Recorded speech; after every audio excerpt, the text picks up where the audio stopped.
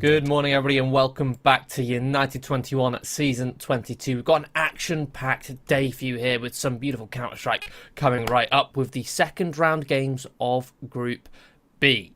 Now, we've already had some really interesting results already throughout this entire tournament, but I think we might get a couple more here in Group B. We've got Illuminar Gaming versus Case Esports first up, then later on we've got Prezi versus Verdant. You can see the bracket here on your screens. You can see how most of the groups are starting to turn out with the opening rounds done, with the second round done for Group A as well. But focusing the attention over here towards Group B, Case Esports versus Illuminar, the first game on the cards here. And Case Esports, for those who aren't aware, are a Brazilian team. They're a team who've come over from Brazil. They're ranked, I think, 98th on HLTV right now, so they're a bit of an unknown quantity. A lot of these Tier 2 teams in Counter-Strike, Tier 2 and Tier 3, they often play the same teams week in, week out, time and time again. It's almost like a cesspit full of these teams and players who are constantly battling up against each other in multiple different tournaments. But then you add in this fresh sort of lifeblood coming in from this Brazilian team, coming all the way from Brazil, a team which these players won't be used to, that they won't be familiar with, which can kind of catch them off guard. And unless they've done their preparation, unless these teams are spending time doing their research, anti-stratting the likes of Case, then I'm almost certain that their Case will provide some difficulty. They've already beat Verdant 2-1 earlier in the opening stage. That was a close game. But now they're coming up against Illuminar, the Polish side, who are currently ranked, let me just double check my notes, 89th, so a little bit higher than them on a HLTV. We'll see how they match up internationally here as we get the veto on the screen in just a moment. We'll see what maps, what battleground these two teams will fight upon. See, Mirage and Anubis banned out. We've got a Dust 2 pick and a Nuke pick, with Inferno and Vertigo banned, leaving an Ancient Decider. This is quite a hobbled together sort of mix of maps here. We've got the Nuke pick coming, the Dust 2 pick, sorry, coming in from Illuminar. They've got a 42.3% win rate, which is a decent one for them. I'm just going to go look at the stats compared to Case. Case, they played Dust 2 quite a bit as well. It's 50%. This is a bit of a risky pick, in my opinion, from Illuminar. I always say, in general, regardless of how good you are on Dust 2, it's always a risky pick, in my opinion, because all it takes is one player to come into that game, into that map with incredible form, and they can single-handedly carry that map. Most maps, again, I think a lot of people agree with this, on Counter-Strike, it's very difficult for one player to completely take over a game, especially at the pro level, when you're much more evenly matched, when you've got more even distribution of firepower across your teams. It's very difficult for one person to just single-handedly 1v5 an entire team. But if there's any map where that is possible, or more likely to happen, it's Dust 2. And just simply by that fact, it means that even if you as a team are more prepared on that map, even if you as a team are really strong on that map, all it takes is just for one of the 5 players on the opposite team to have a good day, have a quote-unquote life game, and you're going to be in a world of trouble. We move on to the Nuke pick after that. Nuke is almost the complete opposite to Dust 2. It's a much more strategy-heavy map where you're relying on these set pieces, these coordinated, compartmentalized hits to take map control, to manipulate rotations. It's much more... There's much more opportunities open to you if you're a more tactical-based team. So it'll be interesting to see how Case approach that map. Again, just comparing the previous results, I don't think Nuke was played in Case's previous best of 3 against Verdant. I'm just double-checking IG. Illuminar, they did play Nuke against Prezi, but that was only a 13-10, so even then it was close. And looking at the stats here, Nuke is actually a very good map for Case. It's 66.7% win rate over the course of, let me double check, over the course of 6 games, 4 wins, 2 losses. So it's not a bad result, or let's say not a bad result. It's not a bad map at all for Case. It's a strong map for them. So I think, judging by the performance, even if you want to look at Illuminar being a slightly higher ranked team than Case, I'd still expect Case to have the edge in this veto, with Ancient being a bit more of a middle ground as that decider. I think Dust 2 is a little bit of a coin flip. Case could very easily steal that, whereas Nuke, I can see that very much being a Case Esports map, so if anything, they do have that advantage. Illuminar might be battling back from the back foot here, despite, again, being a slightly higher ranked team, but when it comes to those HLTV rankings, the further down you go, the further away from the top, the closer it gets. The difference between 10 spots, between 90th and 100th, is very close compared to, say, 20th and 30th. So, without further ado, we're going to get into Dust 2. Case Esports going to be starting on that CT side. Illuminar Gaming on the T. Going to be a bit of long control coming out here for Ricciolo. Immediately done by Kazu. In fact, he's going to be going for the complete wide swing. Chasing down Yezin. going to be missing a bunch of USB shots. Eventually he's overwhelmed, forced down through the smoke. Man advantage for Illuminar Gaming.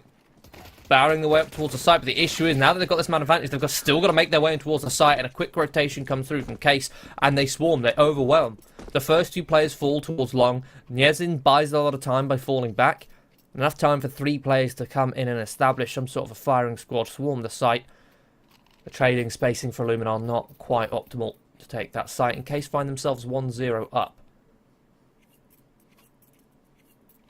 Victory on the pistol rounds. They get a nice healthy buy in the second. See, 3 MP9s, Famus and M4. And Niezin looking to get aggressive here. Here's MP9 straight towards lower tunnels. Illuminar on the other side of things, no bomb plant. They don't have the cash to afford a force buy. They are going to invest in a couple deagles.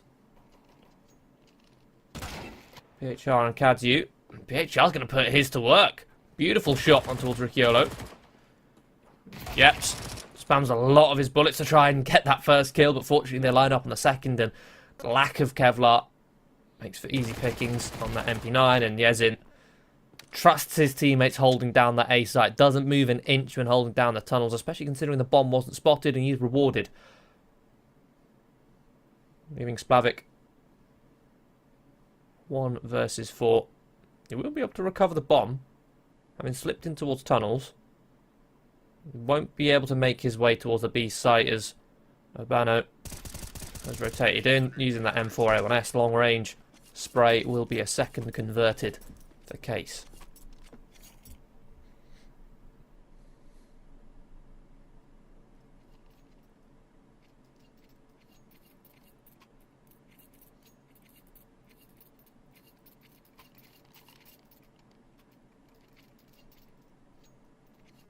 And already round 3, and SD has got an AWP up very quickly here. A sniper rifle first buy round. In fact, on Spavaq as well. Which goes to show how favourable that weapon is on this map. Both teams wanting to get the sniper out as early as possible. Very long range angles. Few close range angles. Ricciolo currently trying to utilise one of them, but peaks at the wrong timing. Will go down. In the meantime, Blaney has been traded by a player up towards short. BSD's AWP now activates. Good for another kill. Picks off the player in top mid, leaving just these 3 players for Illuminar, working their way, creeping their way behind this lurk smoke over towards B. They've now found Yeps, and they will convert the kill. Still a man advantage for Case. They can set themselves up for this retake. Illuminar happy to get this bomb plant down. PHR posted up close to the window. He's in a great position to try and disrupt, get aggressive, peek, and there you go. Peeks in towards the window, catches BSD with a util in his hand. That's a free kill, and finds the time to find a second peek. In fact, PHR will fire the triple. Beautiful post plant from him. Knows that with a man disadvantage, he can't allow Case to set themselves up for a simple retake. If Case have the freedom, have the room to set that retake up, they deploy the utility underneath the window, clear out all the angles they can methodically. They take all the time in the world that they need to set themselves up and orchestrate a simple execute with a man advantage. All you have to do is make sure that you trade out. PHR, all he has to do is disrupt them, get in their way. Lovely triple kill. That's Illuminar Gaming, their first on the board. Case still able to invest. 2 M4s, still another AWP. But it's a couple 5.7s on Ricciolo and Yeps. And that AWP and BSD loses the duel to Spavaq, top of mid. Delaney off the back of that pick finds time to lurk out behind the smoke. Stops the Case plays from retrieving that dropped AWP. Spavaq holding down the rotation, leaves Yeps pinned in towards tunnels now, trying to isolate a Fat and Illuminar. We'll have a clean pistol, clean round there. Round number 4, 2-2. Not a single player falling, they can build their economy. Leaving Case down on towards pistols.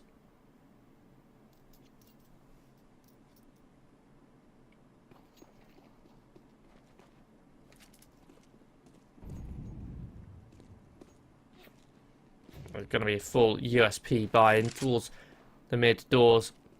Molotov from PHL stops them from getting aggressive towards tunnels, but as it fades, ready to swing, ready to peek to try and overwhelm Belaney. But the issue is that Molotov is delayed and bought time for Belaney to get into a stronger position, is mowed down 3 and almost finished off Urbano and Ricciolo.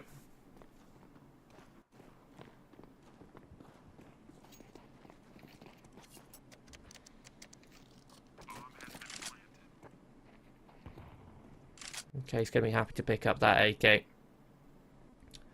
2 versus 4. 24 points of health between them. Not very likely, so Ricciolo can clutch onto this AK and this T-Molly. So Urbano extends a little bit further to see if he can find an overextending Illuminar gaming player, but for Illuminar, got their heads screwed on straight, and they'll just be able to save in towards the pit. They don't need to extend past the doors, they'll all survive, and they don't need to hunt Case. It's not worth the risk trying to remove the AK from Ricciolo's hands when you could be risking giving another rifle over to Urbano.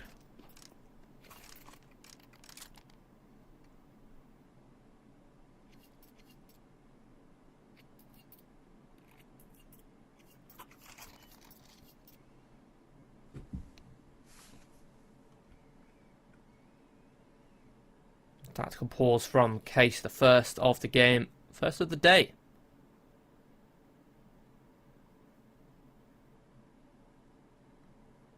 Now with this investment that they're coming into round number 6 with, they don't have that AWP to rely on for holding down those long range angles, for posting up in the late rounds. The utility isn't optimal. It'll do, it's passable. They're missing quite a few flashes, actually. They've only got... Okay, there's a third one invested. They've got 3 flashes. So I wouldn't be surprised after this timeout if we see Case going for some sort of aggressive set play on the CT side. Find a way to get an opening. An unorthodox CT hold, CT setup. Rather than just sitting back in your defaults, playing your take long, play for B, maybe take short. Might see a bit of aggression, and there you go. So 2-man play in towards short.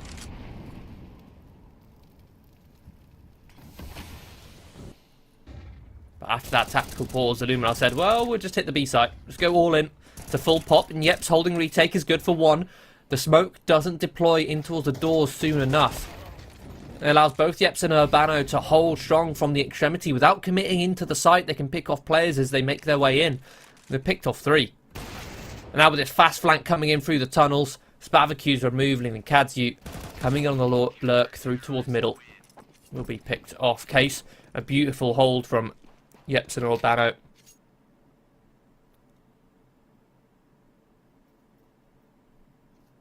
Well orchestrated. I like that there was a clear win condition. A lot of the times when people, or at least lesser experienced teams, or teams who aren't quite as well versed or as well drilled, they'll just play for a vanilla hold. But there was a clear win condition, was that, okay, we're playing retake. We're not playing for the site.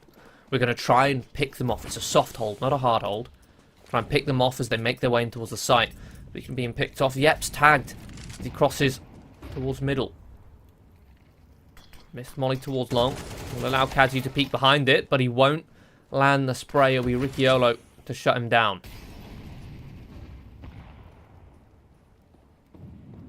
Man advantage for Case. Illuminar now start to process in towards short, but that's where BSD lies in wait with the AWP. Can pick one player off and fall off very quickly. Illuminar looking to see if they can find a trade. A boost over the top of the smoke. Will BSD expect it? No, he won't. Just on the edge of his scope. Can't quite spot. Spavacu over the top. Illuminar get their first frag of the round, but it's still a man advantage. Steps heard by Ricciolo as they sprint up towards the catwalk, and a beautiful HE. Softens up Splavik. And Nezin going for the retake. Nezin, sorry. No trade potential. Urbano comes in late. Spavacu's picked up the AWP. Really poor spacing there from Case. If only they'd taken that fight together in the first place, Spavacu would have been traded. Worst case scenario. And they would have found themselves in what? A 3 versus 2? Still with a man advantage. They could have retaken the site. But that simple decision there. They'd worked hard in getting these 2 opening picks. They'd fought well towards long with 2 players. They'd fought well towards short with BSD. Getting that man advantage. Yes, BSD fell by a good attempt at a pick from Illuminar. 4 versus 3. Man advantage. All Case had to do was trade out. Yet Nyezin peeks short before his teammate comes in behind him.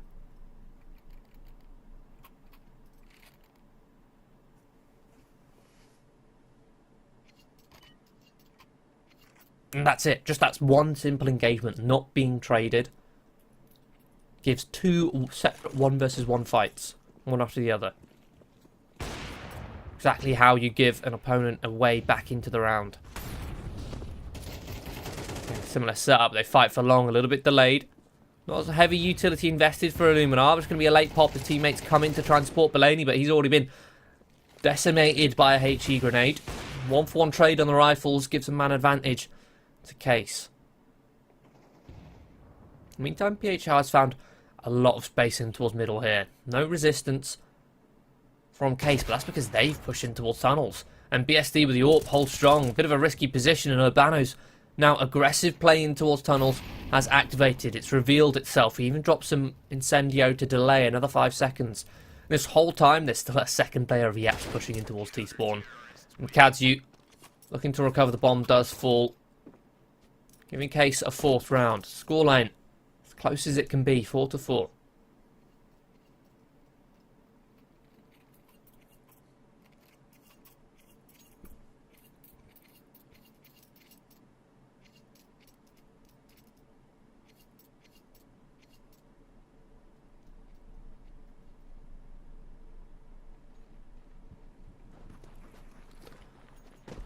Now number 9, Illuminar.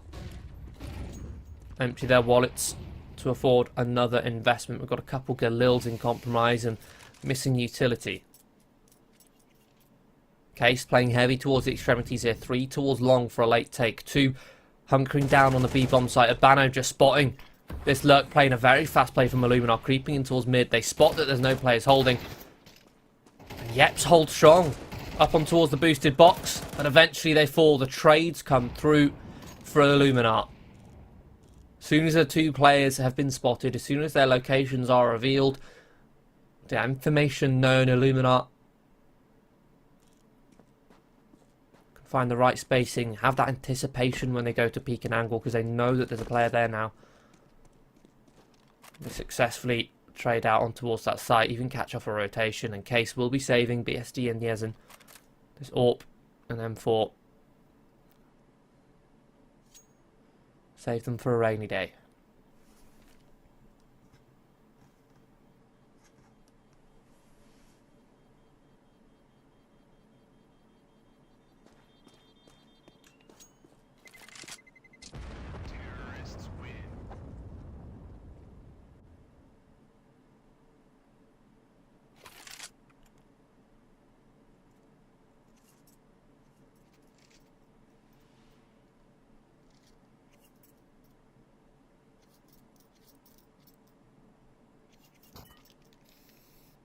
With the save, they'll still be able to invest with a healthy buy on the Case side. Full rifles, only missing the odd grenade on a couple players. Fast from Belaney, looking to swing out towards long, but there's no spacing, no trading behind. Eventually it comes through, a little bit late, but then there's another trade to come in from the CTs. It's 2 for 2. Urbano. Oh! What a shot from Spavacu. That looked disgusting from Urbano's point of view. Domed by the AWPer. Man advantage for Illuminar, and Case are in not a great position to set themselves up for retake. I say that, they've got long and short. They can start to apply pressure, but they've got to get a move on before Illuminar, sorry, can establish a stronger post plant. They are holding from just the site. Yeps, smoked off. The smoke fades, will isolate PHR, but it's not going to be enough. PHR comes out on top. He isn't just about able to pick up that AWP, but I think it might have been spotted. If not, it was heard from short. And Illuminar now start to circle. Sharks in water. To try and remove this sniper from Nyezin's hands. It's high risk. They could lose quite a few players in the process. And there you go, they lose all their players. Nezin successfully holds on to this AWP, and Illuminar have a very costly victory. 5 players falling, meaning 5 weapons have to be reinvested. They do just about have enough money for it, but you can see there's a compromise. In fact, it's a heavier compromise than I thought. P90, Mac 10, Tech 9. I mean, that being said, they could have afforded a bit more. Kadziu and Splavik could have got a couple Galil to drop them over. So, this indicates that they've got a plan with these weapons. And as you can see on the mini-map, that's exactly the case. It's just a simple B rush.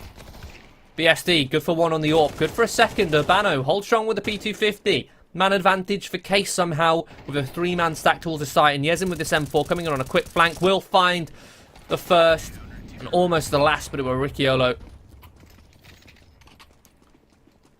That was an eco, or pretty much an eco for Case. They were saving for the final round of the half. They had that saved AWP, a hero M4. Everyone else was on pistols. There was 3 pistols. And Illuminar just rushed B into the...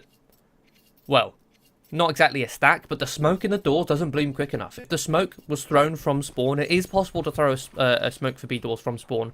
If that landed in time, BSD would have been smoked off. He wouldn't have been able to pick 2 players off. And then Illuminar would have just had a simple rush against 2 pistols holding B. Instead, they have to deal with that AWP. Buys enough space, enough time, enough of a distraction for the pistols to also activate. Final round of the half, Illuminar working with a weak buy. We've got a scout on Spavacute. 2 Galils and a Tech 9. The only AK being on Kadziu. Mulaney looking to try and capitalise. Find some space. Is good for 1, but will be traded. Ricciolo and Urbano, one with the utility out, the other reloading. PHR with a Tech 9 getting aggressive. We'll also find another kill. It's another 1 for 1. The aggression from Illuminar Gaming is finding these picks. Case are doing well to trade though. A 3 versus 3, if anything, that favours the T's. Case now have less players to defend the same amount of ground, the same amount of bomb sites. But proactive play, grouping up together, will be the solution. A good flash in towards long. They fight, find the trades. Kadziu now in a 1 versus 3, slips through the smoke and will find a headshot to Ricciolo. BSD is in an awkward spot for an AWP. An ideal angle will be if he scoped up, and a beautiful shot catches the rotation. Kadziu just taps them down. Case looking almost lost there in that 1 versus 3. Paranoid. BSD sat tucked behind the box, gave Kadziu so much room to isolate Yepsin towards spawn. What a beautiful clutch. Not a favourable angle either. Paranoid about Kadziu walking up the ramp. He tucked himself as far to the edge of that box, but in doing so exposed his shoulder to Kadziu's real location of cart. A simple tap.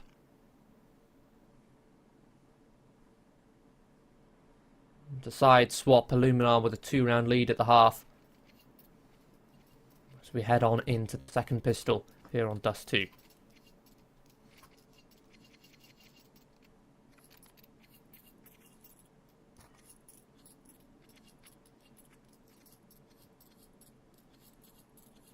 Illuminar will be buying a set of Julies, smoke and a flash. This Case, we're working with a couple smokes, a couple flashes and a Molotov. Instant smoke in towards mid doors.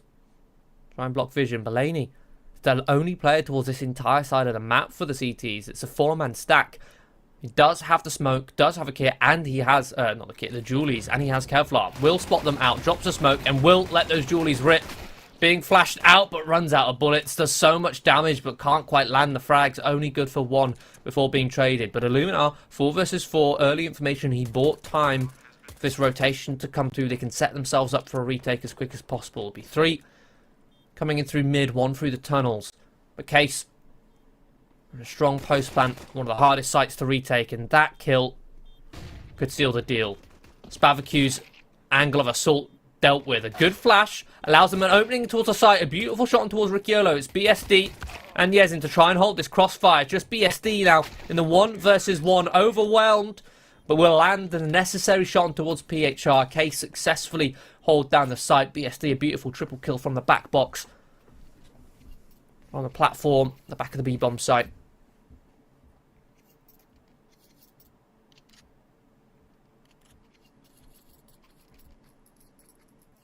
I just think if Spavicu comes in through tunnels there, wins the fight against Niezin, I can see that being an Illuminar round.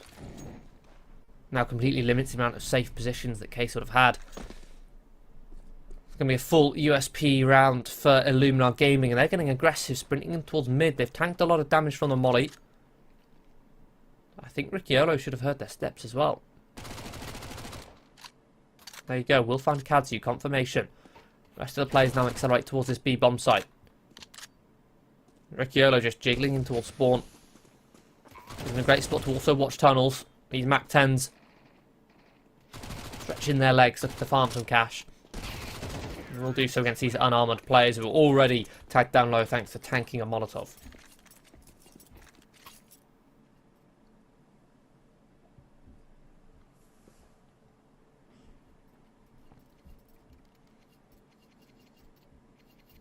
And just like that, the score is tied again, 7-7.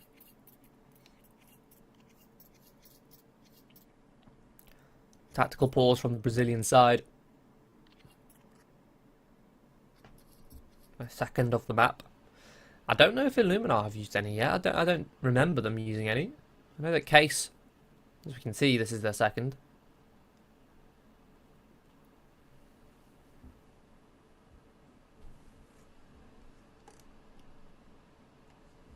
Perhaps letting their coach Patino get a word in.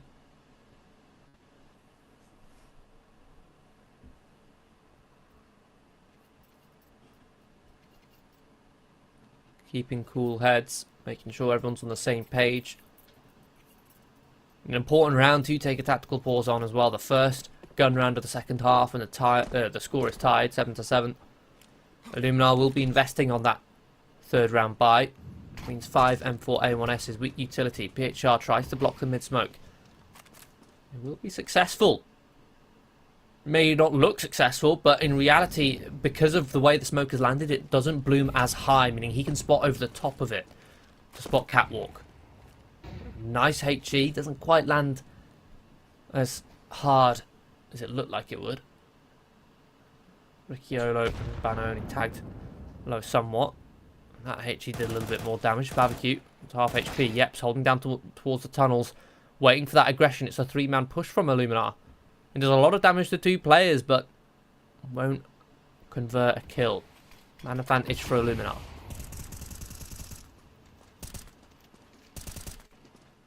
I like this from Illuminar. It's proactive. You've got a 3-man pushing towards the tunnels. They get a kill, they immediately fall back, and a 2-man pushing towards mid. Successfully find another player. Eventually, the tunnels player traded out. Bano and Yezin, 2 versus 4. Illuminar Gaming, they fight aggressively and early.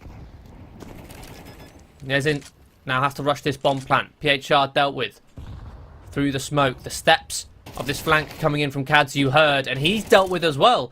Now it's just Kadzu in a 1 versus 2. These players are oh so low on health, and with the bomb being planted, he's able to isolate 1. Leaving it into the 1 versus 1, and Kadzu will successfully hold the clutch. But a 2 versus 4. Might have even been a 2 versus 5, but 2 versus 4 regardless goes down to a 2 versus 1.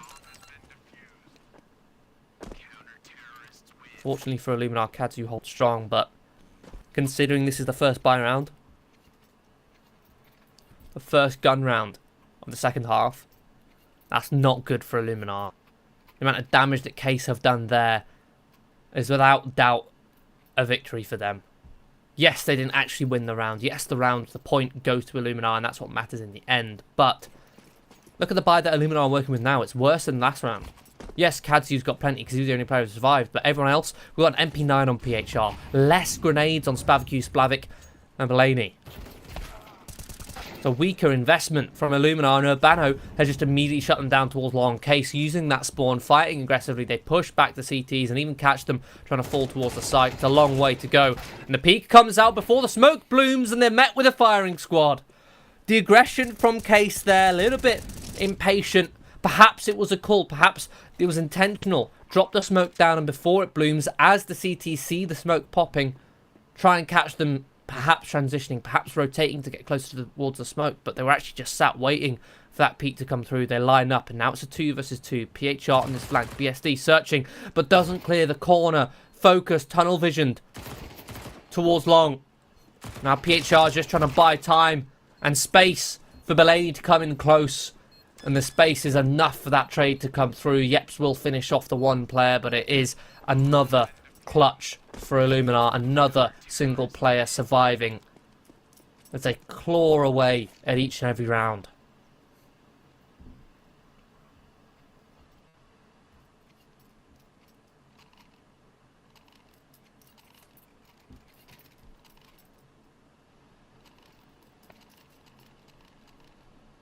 And just as I was mentioning how weak the economy was for Illuminar in the previous round, it's Case who were the ones to eco first. 3 Deagles, a P250. See what miracles they can work.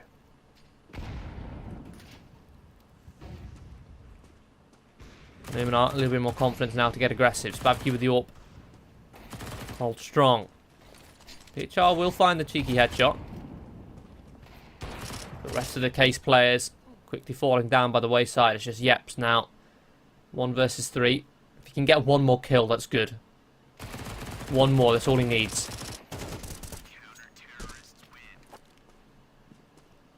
But no, Illuminar will convert the round. They'll get their 10th into double digits on their map pick. Case, even if they weren't able to get the round victory, one more kill would have got them at least an economic victory. But instead, Illuminar's 5 with 3. That's profitable for them. They save more weapons and they have to reinvest.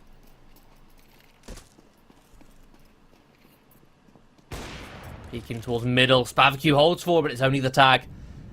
BSD down to 11 points of health. He even has Ricciolo pinned, tags him down too. BSD ready for Spavky, just scoped up, holding that smoke, waiting for it to be blown open. The mind games between these two AWPers. Katsu, reaction with losing that pick, gets aggressive and just pushes straight through the smoke. From a 1-man disadvantage to now a 2-man disadvantage. 1 minute 15 on the clock. Case are freezing. They're waiting for this aggression to come through, and it is coming. Splavik walks through mid, searching towards lower tunnels. Urbano holding a nice off angle. To 5 versus 2. Now Case get a bit more aggressive, looking for information plays. Belaney spotted towards B. And if they know that he's towards B, at most there's only one player towards A. His PHR is going to be tucked in towards long. The site will be free for the plant. Question is, how much do they extend? PHR steps made towards long. That should be confirmation if Niezin's heard that. PHR still concerned about the possibility of a flank coming through. Niezin will try and find the timing to peek, but PHR fully focused, locked in at that being a possibility. Belaney and PHR are posturing, looking for damage, but the AWP of BSD will find PHR towards long. I mean, Belaney 1 versus 3. Might be able to take down Ricciolo here. There you go, that's the AWP removed. Oh, never mind, it's BSD with the AWP. I stand corrected as he fires off on towards Belaney. I'm going to say, if that was a rifle, Belaney would have been able to find that kill. It would have been a costly round for Case. I mean, technically it still was with only 2 players surviving.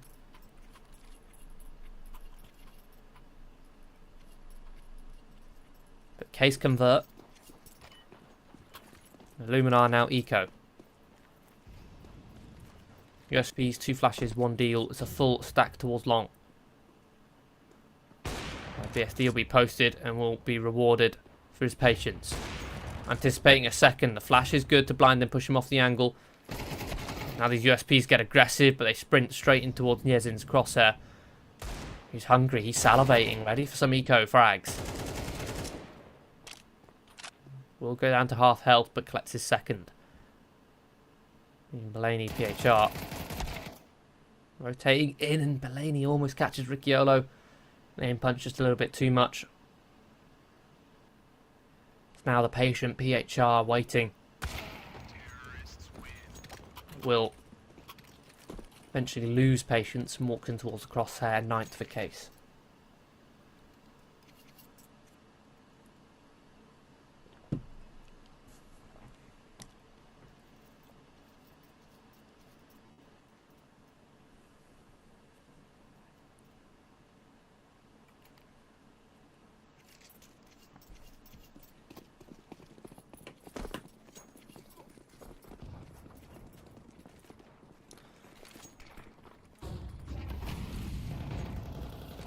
Round 20, another investment, another buy round for both teams, but another opening for Case. Yeps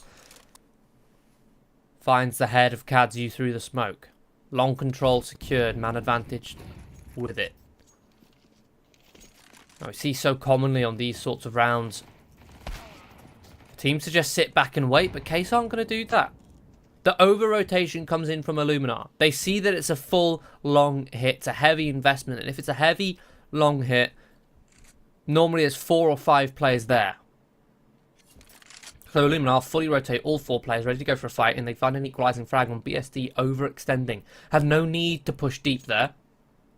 Could have just sat posted on the platform above the pit, holding for a long peek.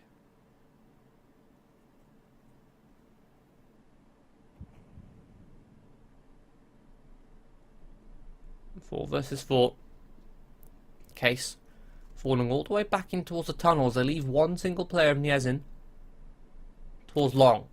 Now he might look to try and activate early, bait out a rotation, but Illuminar are in a great spot to cancel out this tunnels push unless PHR isn't patient. There you go. The fight from Niezin. He finds 2, in fact. He's cleared out the A bomb site, and now Illuminar will go on a full rotation. PHR, who was in such a dangerous position for Case to deal with in towards the lower tunnels, has now vacated up towards short, leaving Belaney now the closest player towards B. Utility locks him out of this site. 2 versus 3. Case still have a little bit more util to keep the CTs at bay. Illuminar should almost certainly save, especially with PHR managing to retrieve this AWP. I think if they wanted to, they could go for a double AWP. There should be 2 AWPs here down towards long. There you go.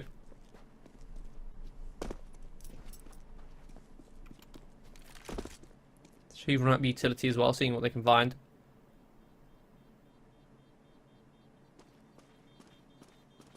Yep, spinning in towards CT spawn. Might find the timing. Oh no. I was about to say the off angle held from Belaney will hear the steps. A confirmation from Illuminar, or at least from Case, that Illuminar have got a saved AWP. At least the one, but will they expect the second? The first tactical pause now for Illuminar. Case have brought this back to a tied game again.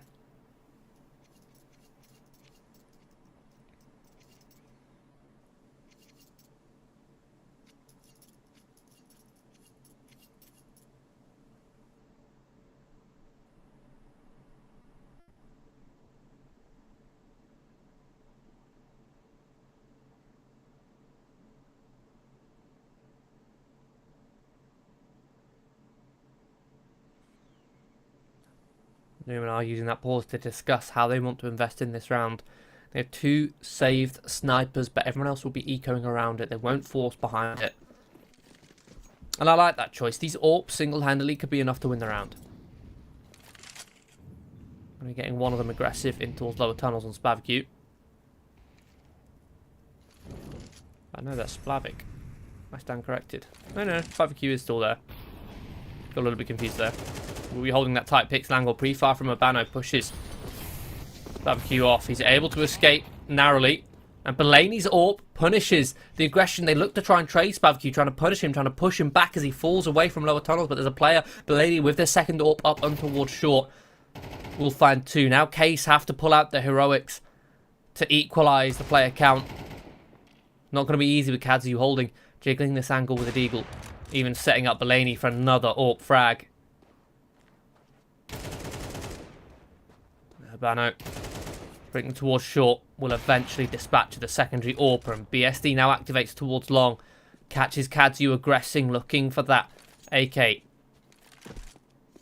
2 versus 3, still a man advantage for Illuminar, but utility deployed now should allow BSD to cross with this bomb. In fact, no, he's going to chuck the bomb across and posts up towards long. Beautiful, I love that. Catches Splavik into now the 2-on-2. This would be a heck of a recovery from Case. Beautiful strafe from PHR. Round the doors, baits out the shot from BSD. Worst case scenario, lands that shot, baits the flick away. Sets up the player for the trade, but now Sabano, 1 versus 1. Finds PHR, activates. Another headshot to Spavacue, beautifully dancing around the box to isolate the two players in case we'll take the lead.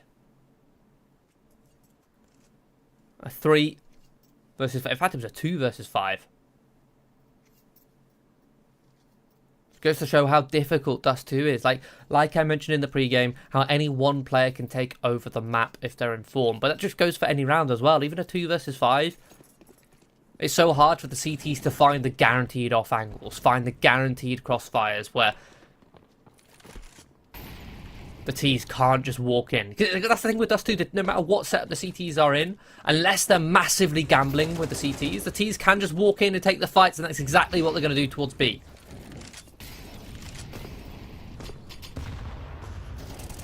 Walk in, find the first utility now to lock out Illuminar. But Illuminar, they don't have a kit.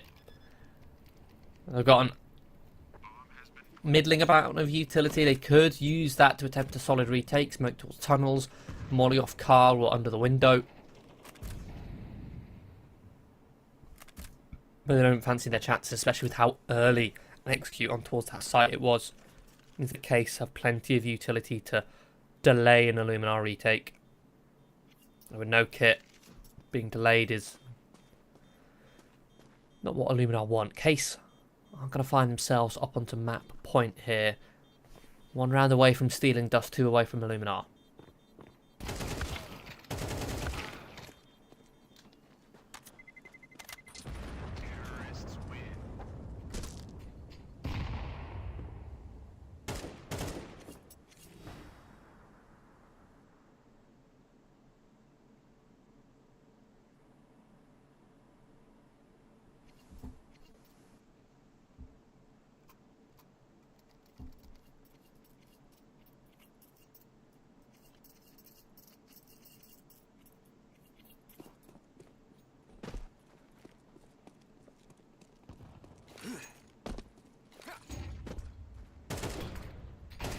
Illuminar with a 4-man save, still able to have a full investment, still able to battle Case.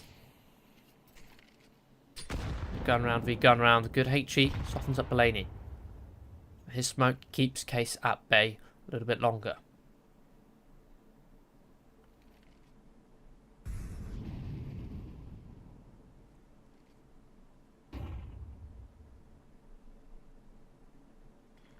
It's much slower round from the Brazilian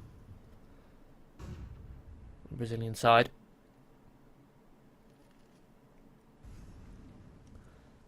Work their way in towards tunnels, make sure that long and mid aren't being pushed, and then from tunnels work their way in towards mid. Bit of utility deployed towards short. It's a methodical default. Smoke towards the mid doors should allow them to cross. But again, even then it's still tentative, still slow.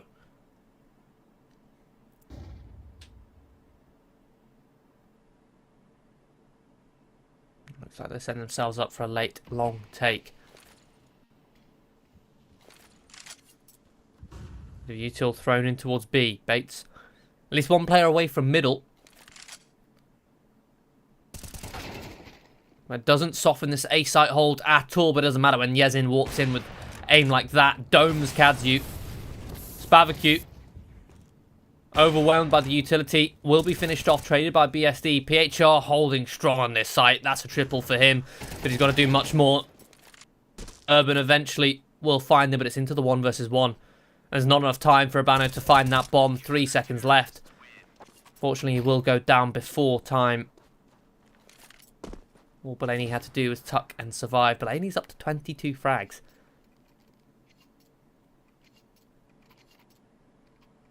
Having a stellar game so far. Final round of regulation. Illuminar just about hold on in the previous. We're heading to the last buy round. Both teams able to invest. Barely a compromise in sight. Just a Galil on Ricciolo. Missing utility on Splavik. It's a heavy long fight for both sides. The smoke blooms in BSD's face. Well, rather it's Urbano, I believe. He's using that spawn with the AWP.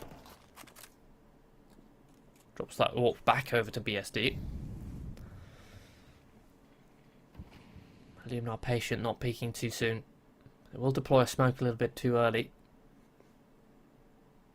replenish it towards long. Now, that heavy long take has burnt a lot of utility away from Illuminar. Case have barely invested in anything. They've still got 3 players with full grenades. 4 with BSD and Yezin combined. Whereas on the Illuminar, they don't even have 1 set of full grenades. They have 2 smokes and a flash. That's it. Like smoke. Deployed towards the tunnels. Oh, beautiful pre-fire from Blaney. Dinks Yeps.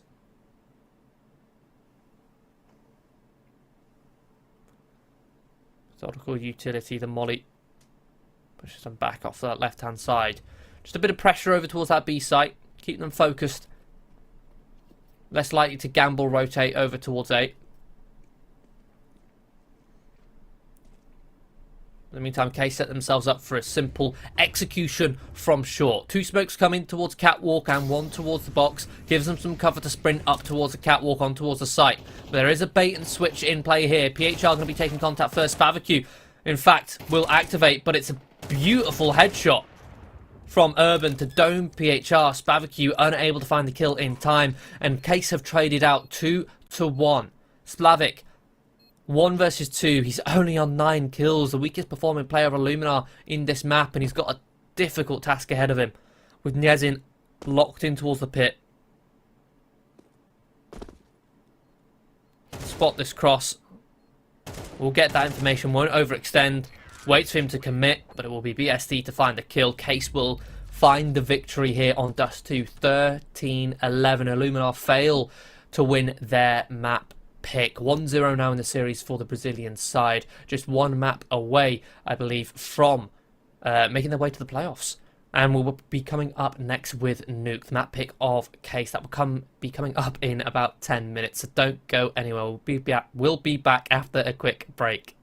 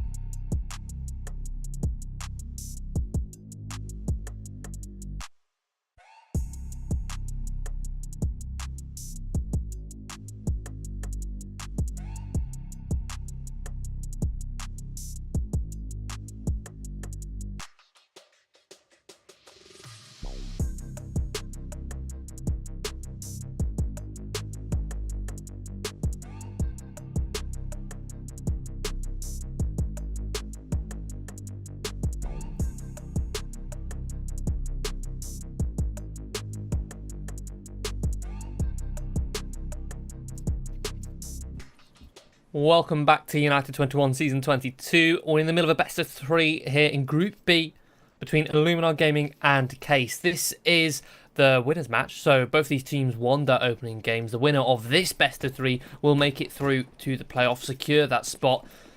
Case, the Brazilian team coming over all the way from Brazil, just managed to steal Dust 2 away from Illuminar, and we move on to their own map pick. They're targeting a 2-0 here.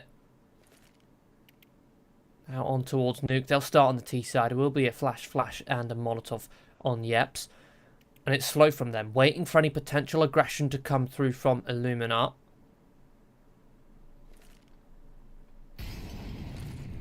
Molly deployed towards the top box. Counter HE, soften them up, try and set up Kadzu, but he barely finds anything. BSD domes him. A quick trade comes in from Splavic, who now retreats back in towards CT, being hunted down. Both these two Ts just sprinting towards heaven. In fact, only the one. Yep, deals with him.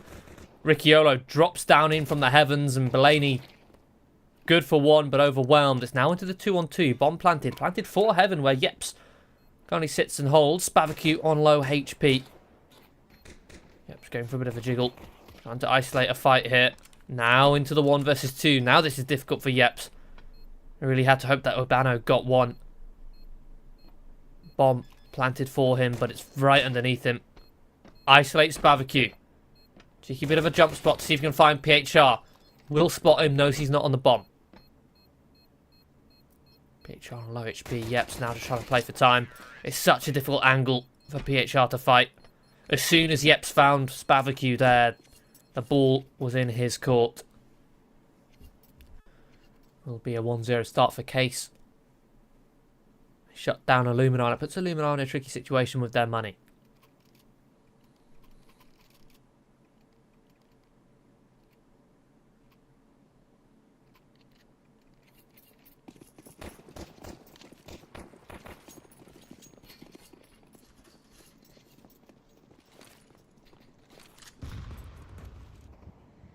Okay, I'm going to be going for a force bite. 4 MP9s and a scout. Backed by Kevlar. It's a risky play unless this scout can find the necessary damage to soften up these players. I say that there's a bit of a gamble coming in from Illuminar. 2 players coming up towards Secret. I like this. They will find Nezin. Nezin falls. Gets the information, but the cost of his life. Man advantage for Case. Or for Illuminar, sorry. Man disadvantage for Case. Their scout, in the form of that Mac 10, goes down. Even with these 4 Galils. Belaney boosted back up in towards the rafters. Options are limited for Case. They know they're up against MP9s. They don't really want to go towards that top site.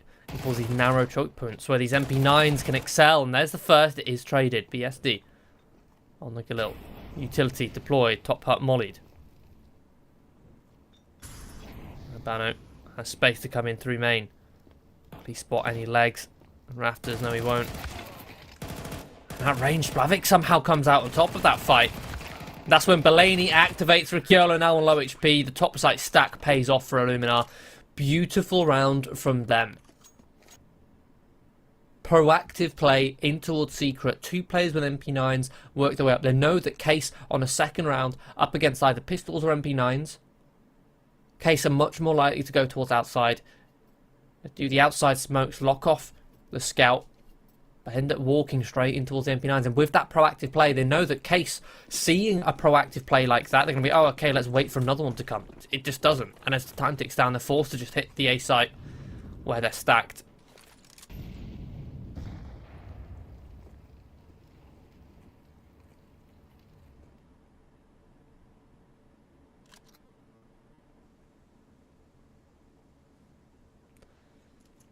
Illuminar successfully find a second round break. Case, their bank is broken.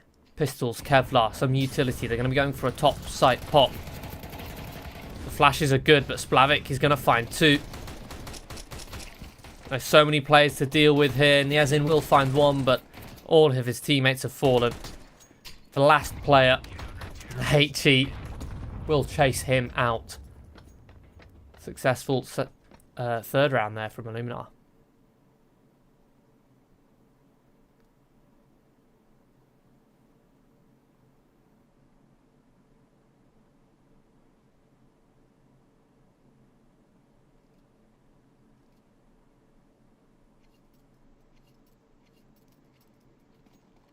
They shut down a forced buy from Case, and Case are now on just pistols. It goes to show the strength of finding a second round break. We always talk about how the T side or the CT side pistol, losing that, you put yourself in such an economic poor situation. The T's at least have the opportunity to get the buy round, to get the bomb down to enable them to go for a second round buy, win or lose. You have another option. But if the CTs find the second round break, if they force buy on that second round and win, the T's economy gets put in shambles. It flips it on its head.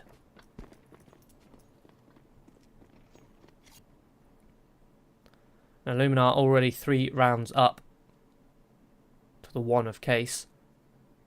Round number 5, we get a full buy, but again, this is the most CT-sided map in the pool. Yes, it is Case's back pick. In theory, as we swap over, Case, when they go on the more comfortable side, they'll should be able to put up a good enough defense to shut down whatever lead Illuminar gain from this first half.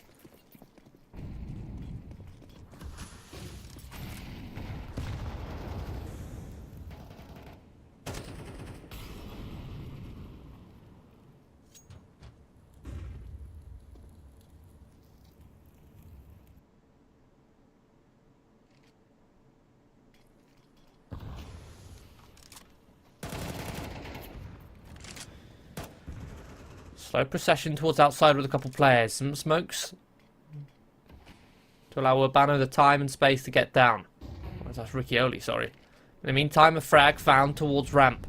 Reaction comes in from Illuminar. The flank from PHR activates, good for 1. Belaney finds a trade. In fact, he finds a double. Case had been shut down inside. Bomb picked up for Illuminar. A quick reaction from the CTs, leaving Urbano and Riccioli. Making just Riccioli down towards this lower site. But I'm pretty sure Illuminar know he's there.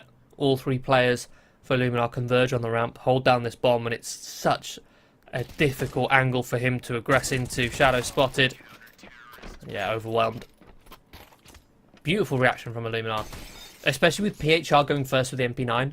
He's able to get 1. Guaranteed that MP9 is good for 1. Then he can go for the wide swings, be a distraction, or Spillane activates with the M4, the stronger weapon to mop up the rest. And quick off the back of that ramp pick as well.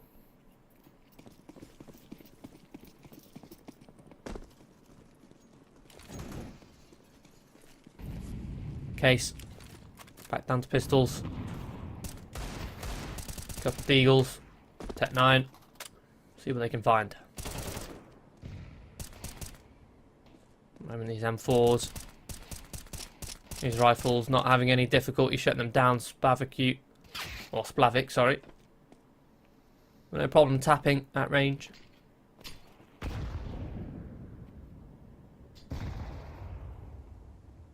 Just Ricciolo.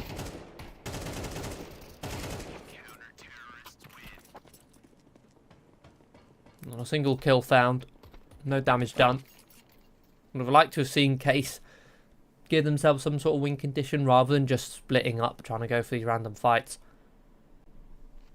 Actually orchestrate around with these pistols, so go for some sort of set piece. It doesn't have to be that, like the door pop as heavy as an investment that was. It could be something simple like 1 single flashbang, pop 2 players in towards ramp, have the other 2 go lay outside, something like that.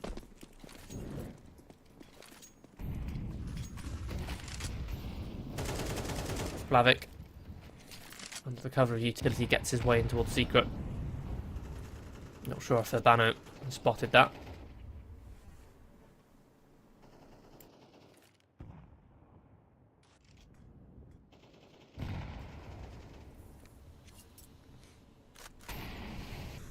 And Spavik will find the opening. Urbano spammed through the smoke outside.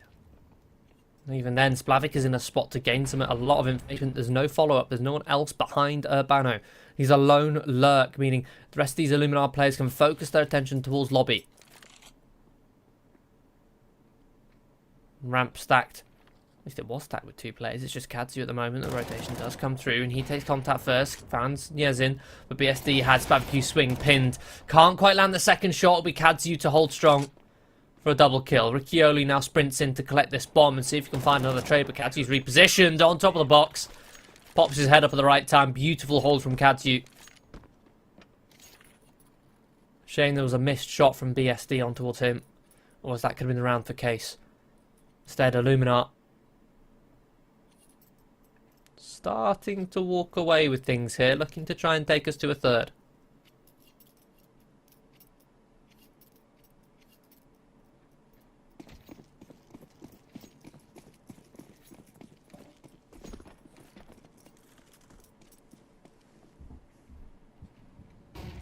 A half bite.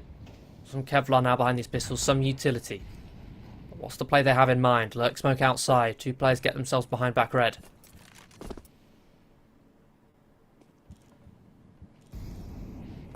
Two smokes deployed late. Allows them to get their way in towards secret. Question is, does a rotation come through for Illuminar? It does. It breaks apart this setup. Kadzu smartly blocks. Blaney comes down towards the vent. Now Kadzu just has to hold down this ramp push and he's good for 2, but Niazin will find the trade. Picks up a rifle. Low HP, still with the bomb on his back. Ricciolo looking to see what he can find down towards lower, but is late on to pull the trigger. Therefore Blaney will find him. Niazin now left in a 1 versus 4.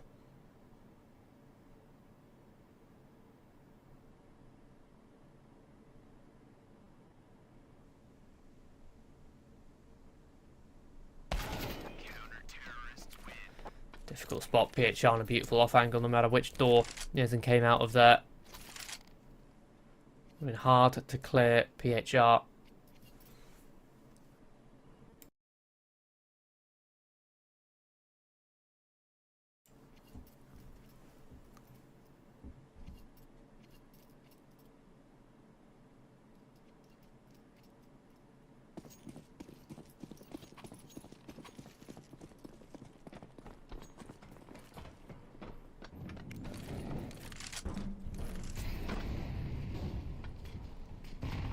Case now another full investment. Grenades thrown towards outside to block for vision, but again, Splavik has got his way in towards secret. He's in a prime spot to clear outside. But Case going for an early pop towards this top site. PHR holds his own, so does Blaney, just dancing around the default silos. Case can't find any way into this map whatsoever. BSD again in a 1 versus 4. Quick rotation coming in from Kadzu. This defense from Illuminar is impenetrable. Case can't find a way in.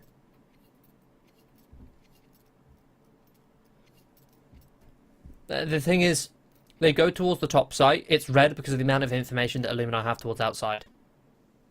And even then, PHR and Blaney, the 2 of the stronger players for Illuminar, at least they were last game, last map. They're your 2 top site players, the 2 A site players. You go towards ramp and Kadzu is holding down incredibly well. Playing very good fundamentals, setting himself up to multi-kill, repositioning constantly. Hard to predict him, and even then again, because of the information, they often have 2 players ready in wait. Now, so far, Case haven't actually found any success going heavy towards outside whatsoever. They haven't even tried that, I don't believe. Not completely. They've tried a couple players down towards secret. They've tried a late player coming in towards main.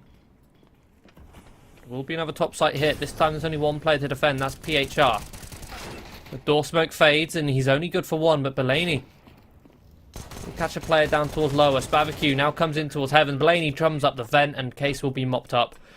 Like, even when there's only 1 player to defend the top site, Case can't find a way in. They're traded 1 for 1. PHR gets all that information, the rotations come through from Illuminar, and there's 2 players in towards heaven, 1 coming up on the vent, and they can't deal with it. Considering this is their map pick, it's their highest win rate map as well.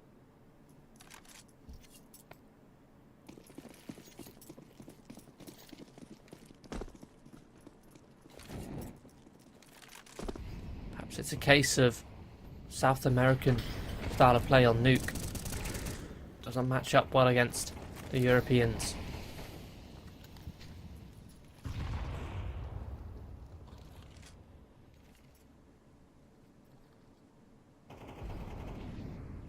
1-for-1 trade. BSD will find a pick towards Barbecue outside and will win that AWP duel. In the meantime, Yeps has fallen in towards the door.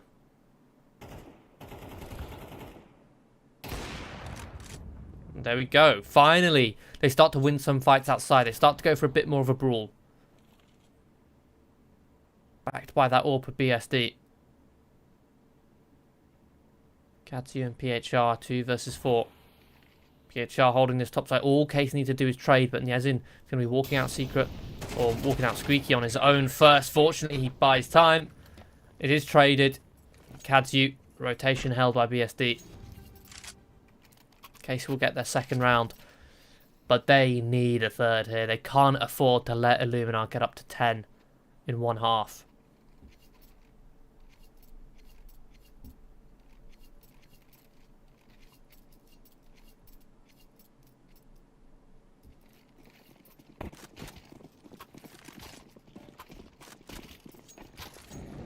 Even juggling over a second AWP towards ramp. The Brave from Kadzu.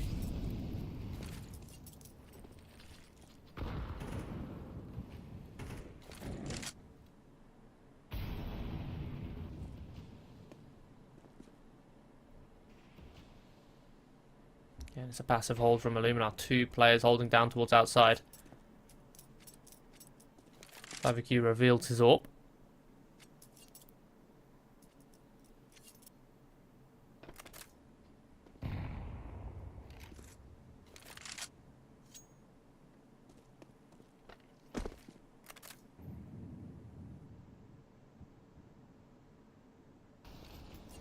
Gadzi with that secondary posted towards that back box. Long range angle, something which Case might not expect if they head towards ramp, but it will still be a bit of a brawl towards outside with 2 players. PSD posted up, Urbano working behind the smokes. The HEs expose Urbano. Fortunately, BSD is there to trade. The door player removed. Kadzu dealt with. Nyezin finds the headshot on towards the secondary AWP. Man advantage for Case. BSD still trying to hold down these rotations, making sure Splavik can't find his way in towards secret. Splavik down in towards the single door, misses a couple shots. The trades come through for Case, and they will successfully convert onto a third round. But 9 in a row for Illuminar. Blaney and PHR top of the scoreboard. So only once BSD could get that AWP out, that they could really start working map control towards outside, start applying pressure and winning some fights.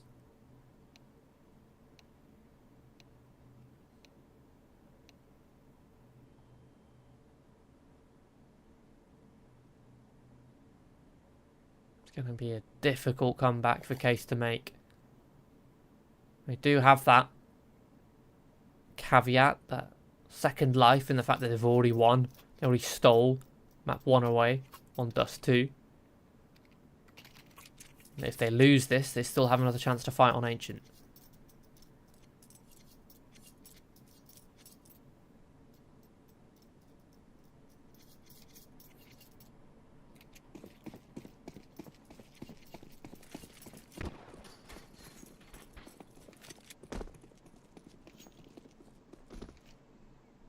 Pistol round, Spavacute, and wide outside with the USP. It's BSD. 2 beautiful shots. Pulls the trigger twice. We'll find 2 kills. PHR looking to react in towards Hut to try and shut down this lobby aggression. Blaney. In fact, PHR will find 2. Just as hard as BSD worked to get those 2 opening kills. Illuminar have brought it back into an even 2-on-2. Yep's trying to cut down the rotation. PHR having picked up the Julies. Going for the full rotation straight down towards the vent, but BSD is already down on this lower site, and beautiful shots. BSD looking to try and make this game his own, up towards 16 now, rivaling that of PHR and Blaney.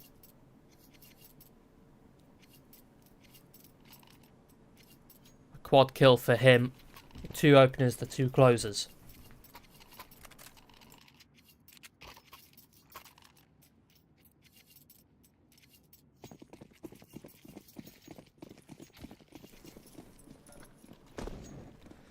No bomb plant either for Illuminar. They'll be going on a full eco, just a deagle on PHR. Case have the freedom to wield MP9s.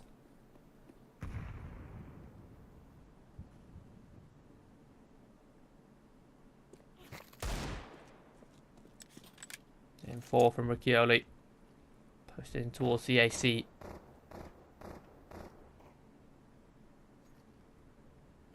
Trying to bait out the aggression for Case. These Glocks just firing off. In towards outside, hoping to see someone overextends. Someone sticks their neck out. Ready for it to be taken off. But no, Urbano activates, finds the double kill.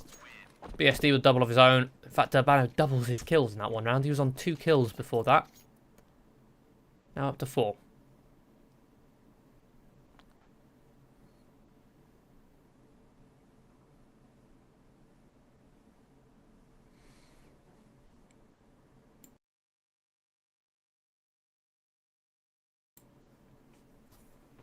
BSD able to track that MP9 away, get a sniper rifle nice and early. Case have looked like a much better team since he was able to get that out in the second half. From the first half, sorry.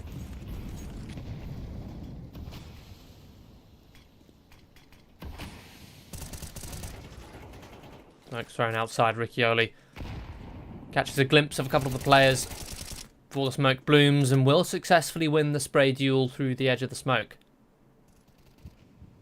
Man advantage for Case. Riccioli trying to stop these players getting down, but runs out of bullets and can't quite finish off Kazu. That could have been a second kill. In fact, it's Belaney to punish. Beautiful shot on towards Riccioli. 4 versus 4. Illuminar. Not a single player working lobby. All 4 of them towards outside. Well, 3 now commit towards secret, towards the lower site. But that's where BSD lies in wait with his sniper rifle. Just getting curious in towards the corner. But in a position where firing a shot, he can't fall back. Yezin catches the lurker PHR. Beautiful spot. Anticipates a wrap. Puts the man advantage back into Case's favour. But yep, having to retake with an auto shotgun. It's not ideal. Splavik and Belaney establishing their post plant. Bomb already ticking. We have 3 kits in play, but no smoke. Deny for cover. They're going to have to clear out these players. Splavik, well strong against Yeps. The auto shotgun fails. Niezin will find Belaney, but it's so close. Just 1 bullet would have been enough to finish off Splavik. I don't think there's enough time on the defuse. Bomb will just about go off. 1 second was a difference maker. Splavik wins the 1 versus 2. That pushing towards the double doors would have been it if the shot on that MP9 had landed on towards Splavik. Case would have found themselves at a 9-6 scoreline instead. Illuminar reach double digits. And still have twice the rounds of Case. It's a little bit too long to set up that retake. Not having the smoke was a bit of a deal breaker.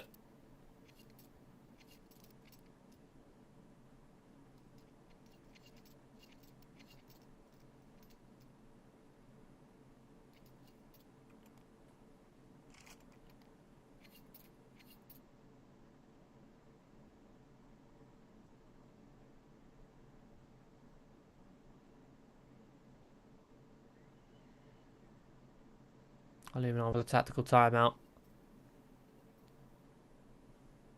Case going to be investing. Only can afford 3 rifles. Yep, some BSD on an MP9 and 5.7 respectively.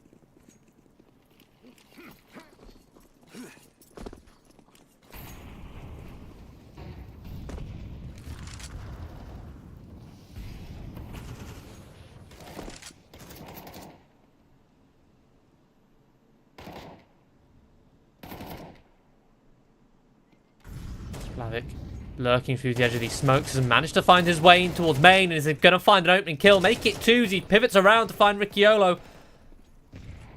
Beautiful work from him, weaving through the edge of his smokes. Goes unnoticed. Yep, tries to come up the vent, but it's just BSD and he'll be dealt with. 11-5, Illuminar, a beautiful set piece there. Plenty of smokes carpeting outside. Smoking towards Squeaky as well. And Splavik just weaves his way through them. There's 2 players for Case watching outside, but neither of them spot him. One of them behind the back of Red, even staring at his location, but because of that CT smoke, it brought Splavik more cover to walk into his own smoke close towards main. And even after firing a shot, he still catches them off guard and finds 2 kills. Now Case on a full eco, full USPs, and Yezin will have that Zeus, but Splavik just domes him. Can't react in time, the Peak's advantage too much to deal with. Splavik looking to farm some cash now. Statistically encroaching on PHR and Blaney at the top of the scoreboard. Barbecue will be overwhelmed trying to farm some ecos, but in doing so he drops his gun as bait, with which Kadzu will sit in camp. The USP players try and recover the weapon. Illuminar now up into map point, primed to take us to Ancient.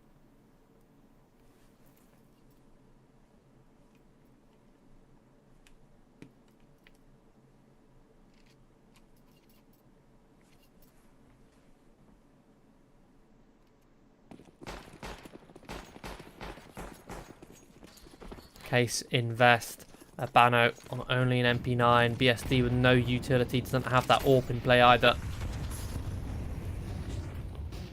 Laney going to be flashed out in front of the Squeaky smoke and he just slips right underneath Urbano. Urbano falls. Kadzu uses that space to activate towards the hut. Man advantage for Illuminar. Make it a 2-man. As PHR catches Riccioli rotating. Nyezin and BSD. Got to try and recover this. BSD flanks outside after getting aggressive. We'll find Spavacute has a new angle of approach to retake this A site from. Well, there's 3 players to deal with. It's not going to be easy. And getting caught with utility in his hand, Splavik capitalizes. Nyezin smoked off. Locked out of this site. Location revealed with that spray. There's simply not enough time. No kit. And that's it. Round done. Anything he finds here is merely consolation, merely a statistical addition to his HLTV. In fact, it's not even on HLTV, this game, so you won't even get that. It'll be a 13-5 victory on Nuke for Illuminar. A brilliant recovery after losing out on Dust 2. Disappointing from Case, considering that they stole their opponent's map pick of Dust 2, that when you move on to Nuke, which would have been, in theory, their surefire pick, their surefire win, that they lose it and we end up going to Ancient, and that'll be back up after a quick break. Just in 11 minutes time, we'll be back with the deciding map of this best of 3. We'll see you then.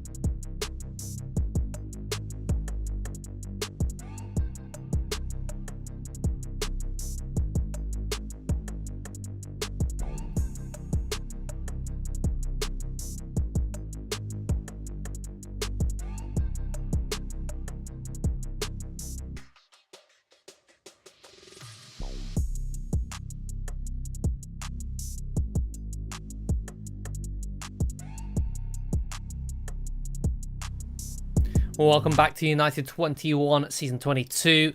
Group B Round 2 games. We've got the first game of the day. We're already on the decider map. Both teams trading map picks. Case managed to steal away Dust to 13-11. Just about. I did say at the start that that game would be a close coin flip, as is the nature of Dust 2.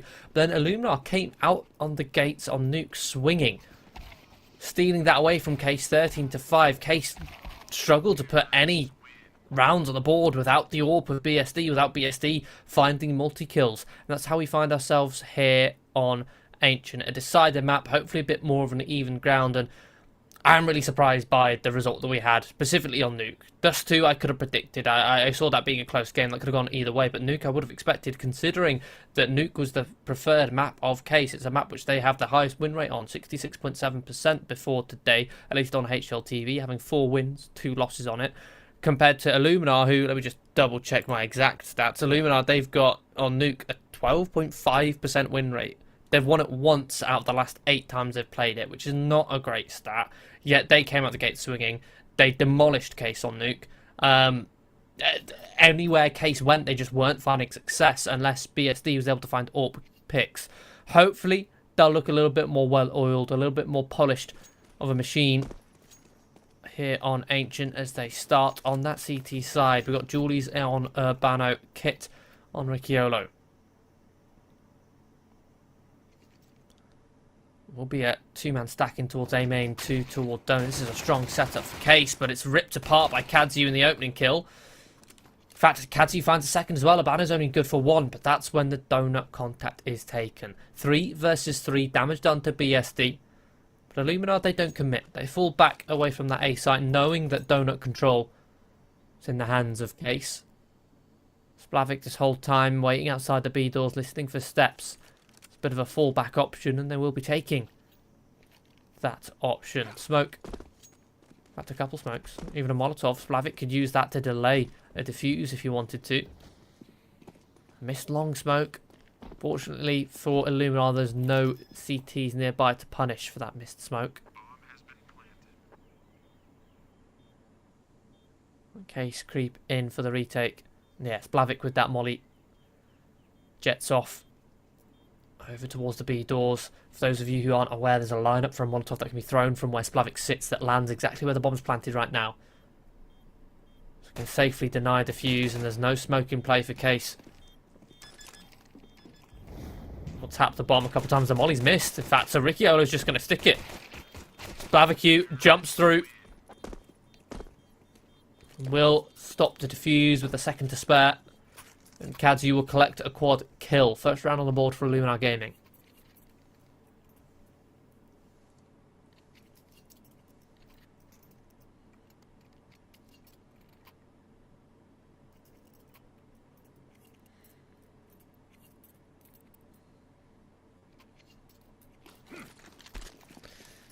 Case here will likely be on a full eco. That'll be the case. And ooh, an accidental stab onto Urbano.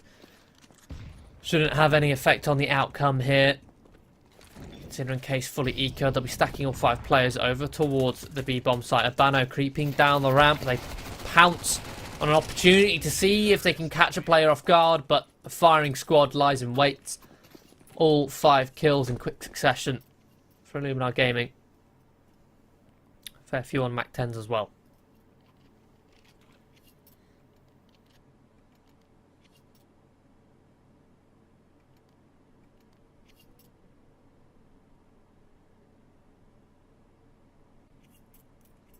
Third round in. Case going to be going for that full bite.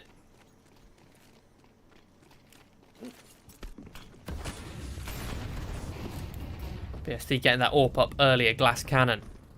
Posted up towards the A site. I'm glad he gets it out early, but he's going to be tested here. Posted up towards Brokey, outside Temple. Will pick off 1 player. Can fall back behind this Molotov and still fight behind it. Flashed off. Smoked off now. But in doing so, that limits the post-plant positioning that Illuminar can take. As Yeps can secure Temple control, they can set themselves up for an early retake. 3 players for Illuminar secure themselves in towards Donut. It's a strong position to try and deny defuse. But Riccioli hard clearing jungle. back completely turned to Belaney. That's a bit of a strange play there now, in case they don't have a kit. Yeah, they're going to think better of it. It's such a shame.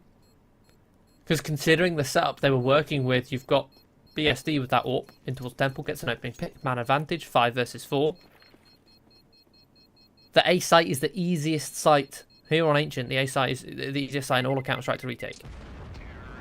You will not find a site easier to retake than this one right here. With a man advantage, they have no kit. They take a little bit too long setting up. Like, as soon as BSD gets that kill, as soon as he smoked off, as soon as that bomb's planted, I would have expected Case to be in position for that retake, whether it's to explode in through CT, catch them before they establish a post plant, or that late flank to come in through Donut. They had 2 players creeping out of cave, but they were just too paranoid, scared about the possibility of a player playing in towards jungle. Therefore, they don't trade. The only way you can lose once you've got that man advantage is if you don't trade, even if the bomb is planted. Early aggression from both teams. Abano successfully holds for 1 in towards middle, but will be quickly traded. The split comes in from heaven. The lone defender in towards mid as both him and Yeps fall. Now the bomb is kind of stuck here for Illuminar. It's on Splavik,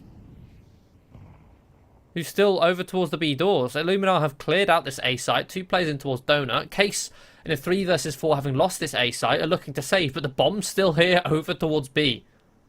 What's Illuminar's plan? They could very easily throw this round away. Unless... Yo, there you go. There's the bomb. Dropped.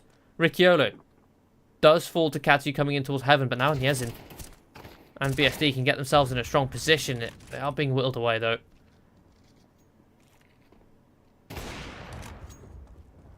BSD now reveals his AWP. PHR will sprint away towards this A site, but Belaney sticks around towards cave, and here's the rotation coming through from BSD. Says, hey, he's heading over towards A. He'll beat you there. Just come back towards B. I'll lock him out.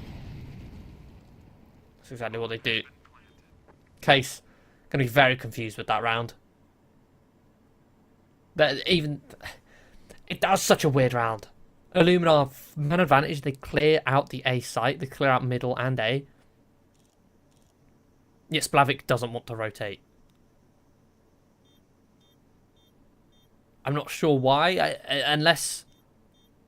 I can't quite remember if Illuminar had any players coming in through A main. If all 3 of their players came in through Donut, then you could say, oh, maybe Splavik was scared that a Case player had pushed A main, could catch him in T-spawn alone with the bomb, so he'd rather just sit and hold.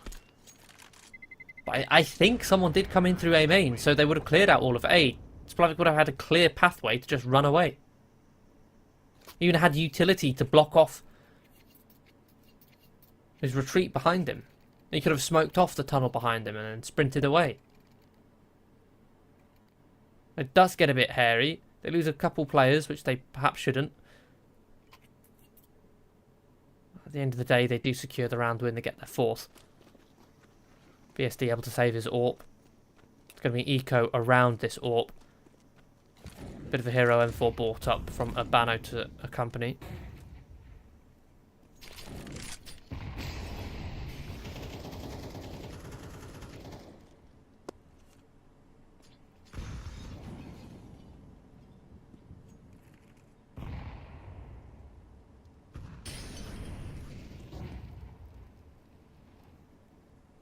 Niezin will be found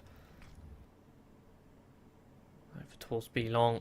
BSD now getting curious, peeking towards the heavens, finds a shot before being smoked off, but will continue to force the issue, pushes through, goes down for free. Meantime, his teammates have fallen on the B site. Abano and Yeps rotating in towards middle, bomb planted now for Illuminar.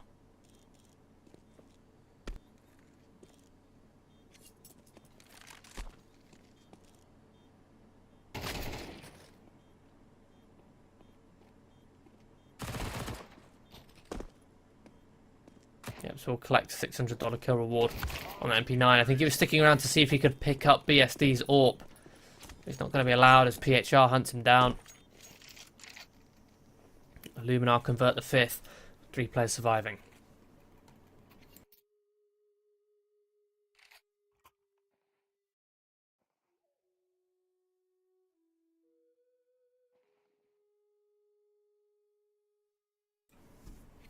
Case need to start getting rounds on the board. Ancient is a bit more of a balanced map, but so far it's all been Illuminar. Going to be an aggressive play in towards A main. BSD picks off the first, but can't quite duck out towards cover. It's a traded kill. It goes Illuminar's way.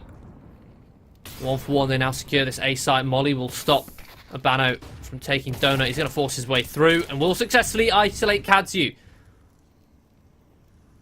Man advantage now for Case, and they've also taken Donut control. They're going to continue to force this issue, fighting in 2 versus 1, leaving Splavik ducking and diving behind the big box, trying to isolate these fights, but Ricciolo will catch him through the edge of the box. 2 players survive for Case to get their first round on the board. That's much more determination behind that retake compared to the first buy round. There's a similar play coming in from Illuminar, just hitting that A site. The thing is, the last time it was a 5 versus 4 in Case's favour. BSD got the pick and was able to survive in Temple. This time he gets traded, but Case were much more aggressive with their take. Sprinting towards Donut. Less paranoid about players being in mid. But Ricciolo, first player to fall already. 1 minute 30 on the clock and already a man opening. Already a man advantage. Catches him pushing through the edge of the smoke. Reaction. Niezin pushes down the slope and will isolate Belaney. Good headshot. Almost finishes off. I believe that was PHR. Down in towards T-spawn. Yeps, the solo holder over towards A. Will block towards A main, but now he's being split from A main and Donut. He's got to try and isolate these fights, but can't. Just decides to sit still and lets Illuminar determine where the fights will be taken. Missed shot from Splavik. BSD will punish. Shadow spotted from Splavik. Will take him down 2. Man advantage now for Case. The round flipped on its head, but the bomb is ticking. Still, 2 kits in play. Case just need to trade out, but they split up. Why is Abano run away from Niezin? PHR has been able to isolate these fights. What are Case doing in these mid-rounds? We saw this creep in on a couple rounds on Dust 2 with these retakes. They're not trading. They just need to trade. Why are they not grouped up? It's a 3 versus 2.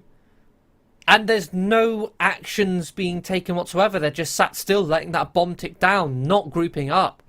All they needed was for, sure, BSD could sit into towards Temple with 2 riflers. Either one of the riflers sprint round in towards Temple, or they group up both in towards CT, but instead, only one is in towards CT, the other one is far away. Now Case's money is broken. They're finally winning a round. They're back down to Eco again. 5-7s, P250s, and a Deagle. Ricciolo's going to be successful with the spam to find Splavik. BSD catches Spavik. Can't quite retrieve the AWP. But they're picking apart these players one by one. The trading now is poor for Illuminar. Man advantage for Case. Case, though, aren't able to retrieve any of these rifles. They're still working with pistols. And Kadzu tagged down low. Will drop a molly. But in doing so, Niezin so close, can punish, catch him before he can whip the rifle out. Belaney in a 1 versus 3. Molly is late.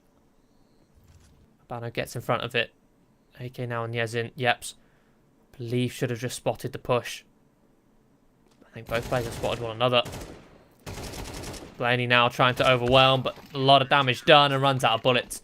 Case win an eco round, punishing Illuminar. Getting a little bit complacent. They pick one player off on his own towards the lane. Managed to isolate the fights towards A main because the spacing just wasn't there. And these are the most fundamental aspects of Counter-Strike. Which, if you're a more amateur level,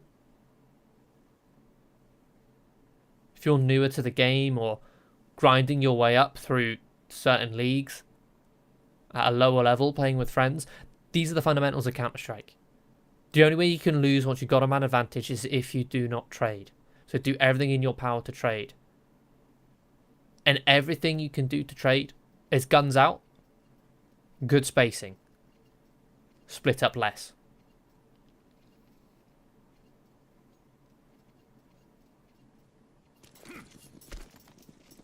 Don't take solo fights.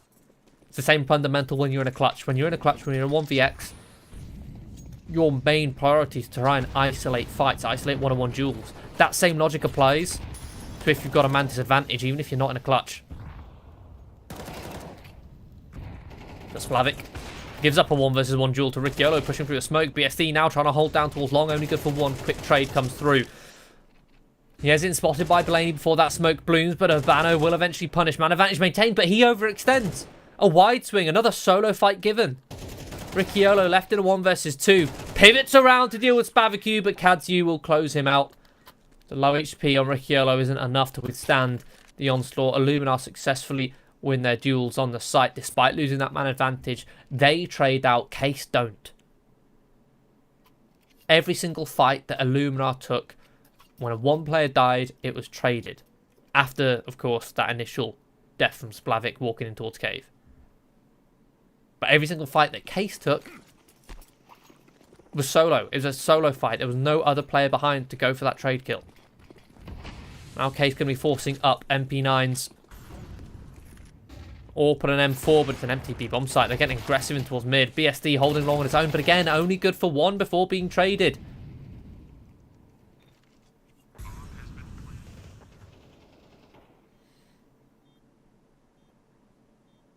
There is this fast flank coming up from Case, but Illuminar have established a strong post plant already. And Case are paranoid about the possibility of someone being in towards B doors. I'm going to clear that out, and I believe they will go for a save if they don't find anything, and they won't. No kit. Urbano has plenty of utility, but that's worth saving.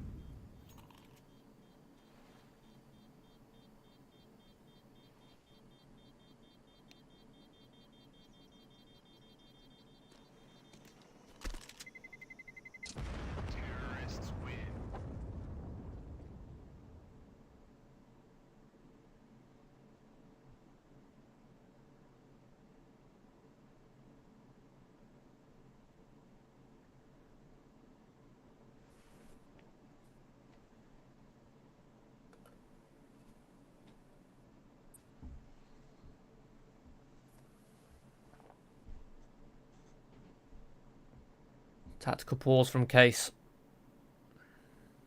They need to get their head screwed on straight.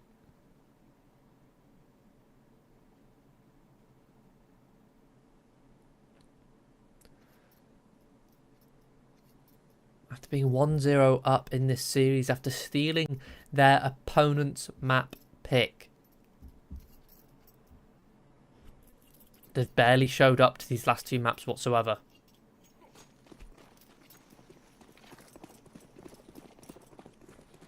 We'll be going for a half. Couple MP9s, couple 5.7s. Well, I believe those are the saved MP9s, but it's another B rush for Illuminar. Mac 10 good for one, will be traded. Good flash comes through. But all the Case players on the site fall, and it's Illuminar with two players surviving. BSD, the lone CT. The 5-7 creeping on this flank. He could isolate Spavicu here. I've mentioned before in the clutches, what you want to do is isolate these fights. Spavicu on his own, but aim punch comes into effect, and BSD can't quite land the shots. Spavicu holds his own. Illuminar up to a 9th. One final round of the half. Case can invest. We're surprised if we see BSD get that AWP up. Yeah, there we go.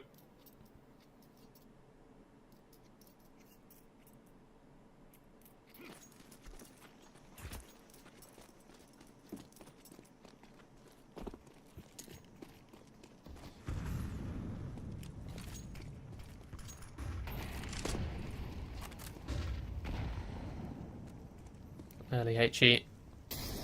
Bit of pressure applied towards A main by Splavik. Let's keep Yeps in check. Bit of a missed B door smoke. Hits the curb.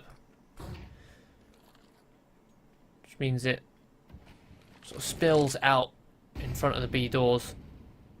Gives a lot more of surface area which Belaney can walk through. Doesn't hear any steps as a reaction. In fact, there's a smoke towards the top of the slope. That's confirmation that Case aren't playing for the B doors, or for the lane at least. Now, Illuminar have crept their way in towards middle. Bit of a retake now comes in from Case. And a bit of presence towards lane.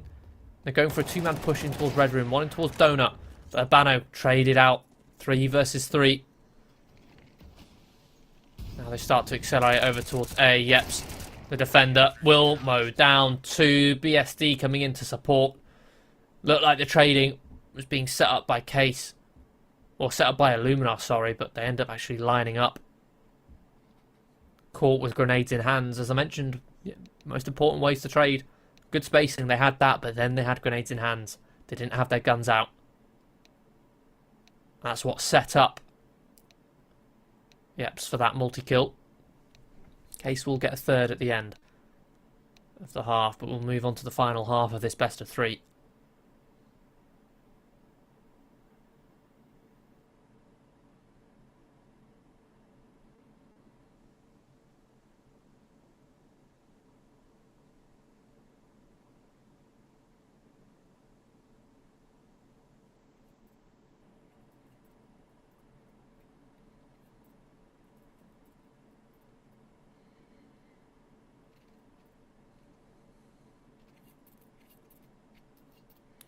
Case are going to have to dig deep. Don't want to steal this map away. Don't want to steal this series out from under the nose of Illuminar. Couple of smokes. And a Molotov. It's a strange smoke there thrown on towards the left-hand side of the site. Smoke thrown towards cave as well. I think that might be a Mr. Smoke. It must be. Surely. Oh, Splavik going for the knife. Won't be successful, but will at least delay the bomb plant. Case can secure themselves a strong post plant in towards CT with a 2-man advantage now. Difficult for them to push in towards CT. They catch Ricciolo. That's the Molotov out of the way. 3 versus 2. PHR still with the Julies. He waits for his teammate to join him. They then accelerate in towards the site. There's a crossfire established. Case will be able to pick them apart. I'm not sure what happened there with that missed smoke. If anything, maybe the missed smoke might have actually helped them. With the fact that it broke apart any setup from Illuminar. As soon as that smoke came through, Splavik no longer had his gun out. He hid in the smoke. Actually ended up baiting his teammate.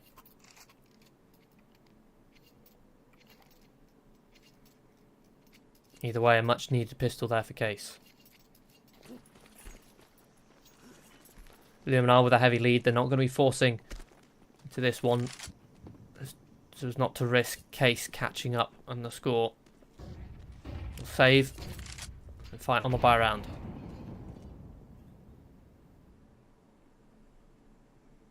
Illuminar will be going for a full 5-man stack towards long.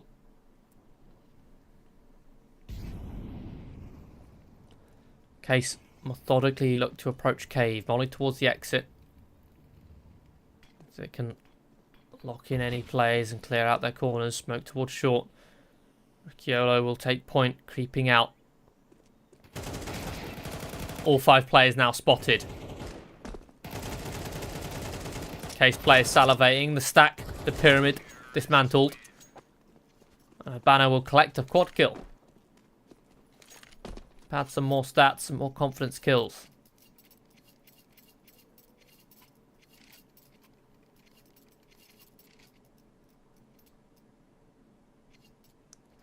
Interesting buy coming out from Illuminar. This is a bit of a Furia buy. In fact, no, it is just straight up Furia buy.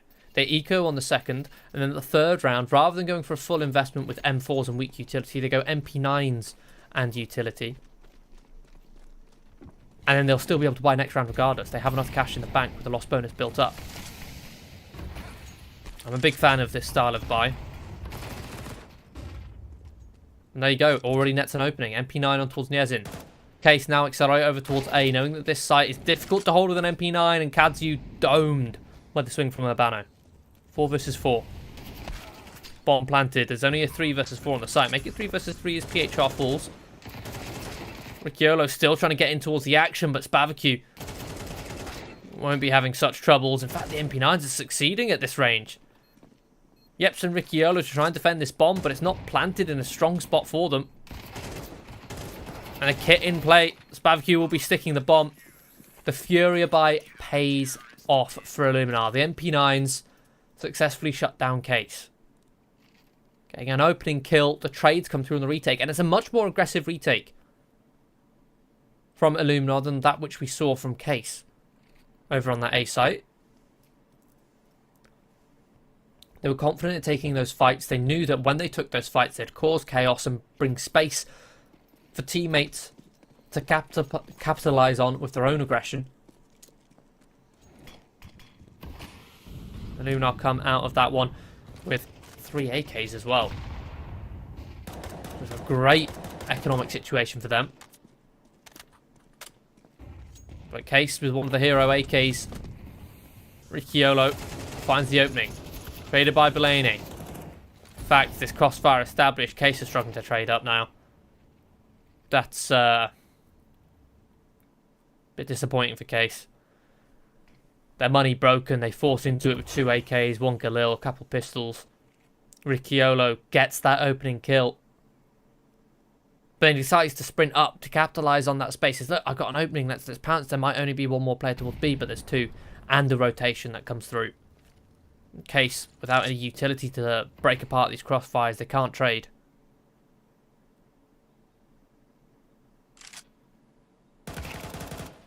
And we'll creep in towards Cave. Catches Slavic. Looking towards a wall.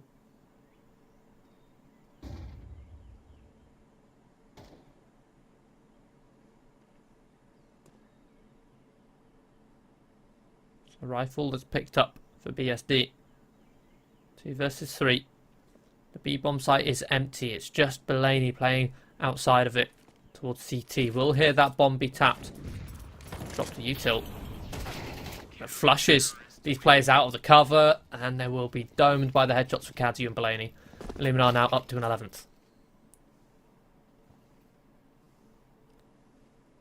Not only that, that's the bank broken for Case. They're going to have to eco and allow it to go to 12, or go for a really bad force buy. If they allow it to go to 12, they'll be playing for overtime. And they need to get 7 rounds in a row. That's exactly what they're going for.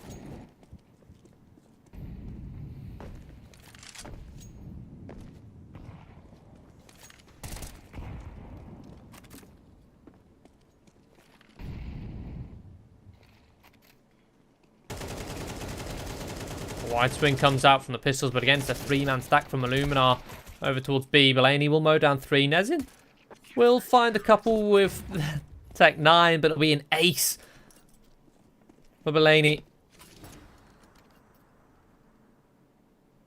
Anti-eco ace at that. 12 to 5. 1 round is all Illuminar need. Case have to be flawless from this point onwards.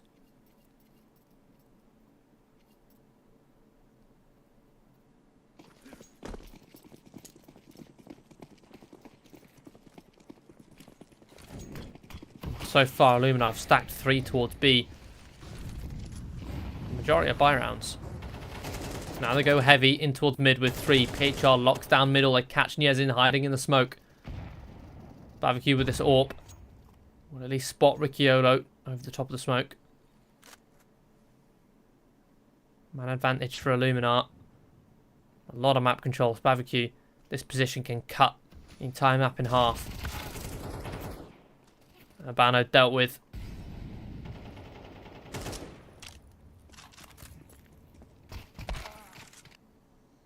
And Ricciolo takes down through the smoke. It's just Yeps and BSD. This was their opportunity for Case. This was their moment to try and win 7 in a row, but they looked defeated as soon as this round started. A flat default, and they've just been picked apart. And they've barely found an answer. Smoke now to try and give them cover to accelerate towards the site, but Belaney sits in an off angle, Still utility in hand. Bomb will be planted. Now it's just Yeps he's dealt with. It will be a defuse.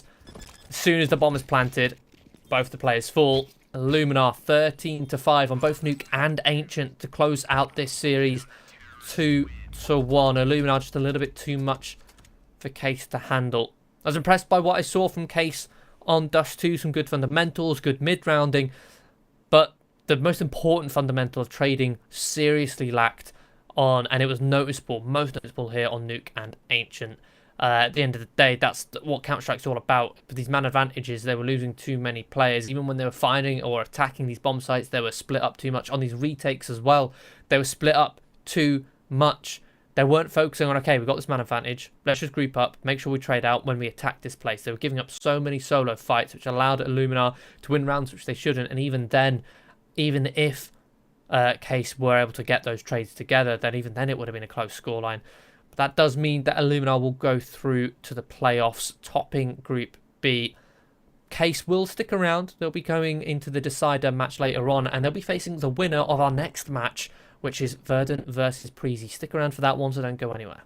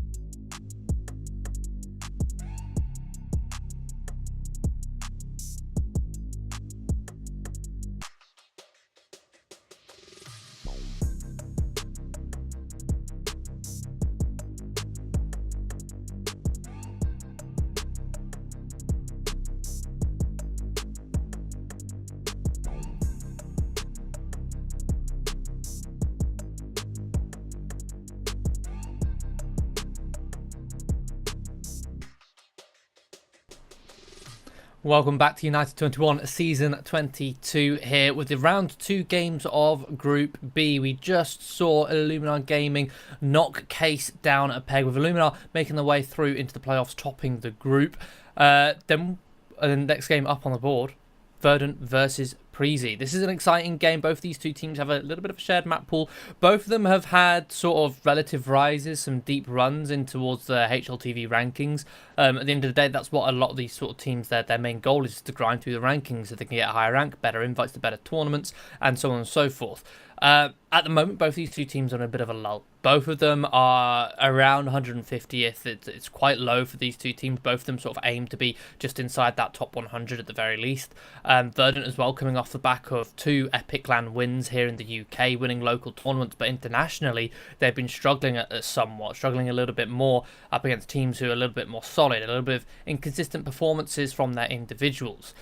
Just looking at the results from the group stage from these two teams, how they've got to this point.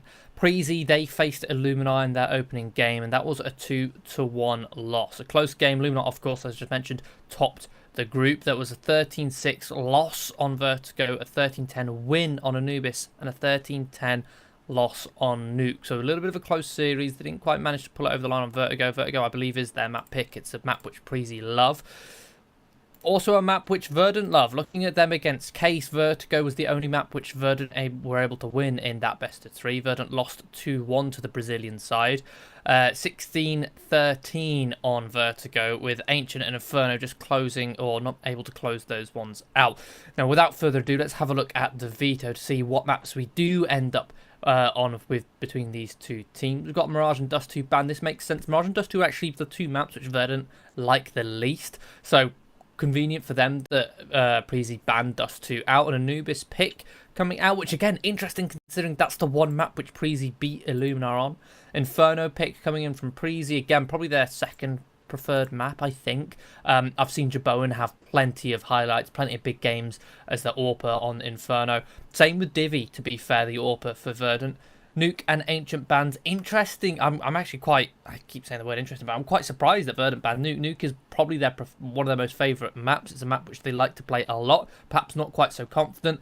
And knowing that Vertigo would likely be decided, both these two teams love Vertigo, so either way, whichever way the veto would have looked in that second rotation, I would have expected to see Vertigo come into this one. So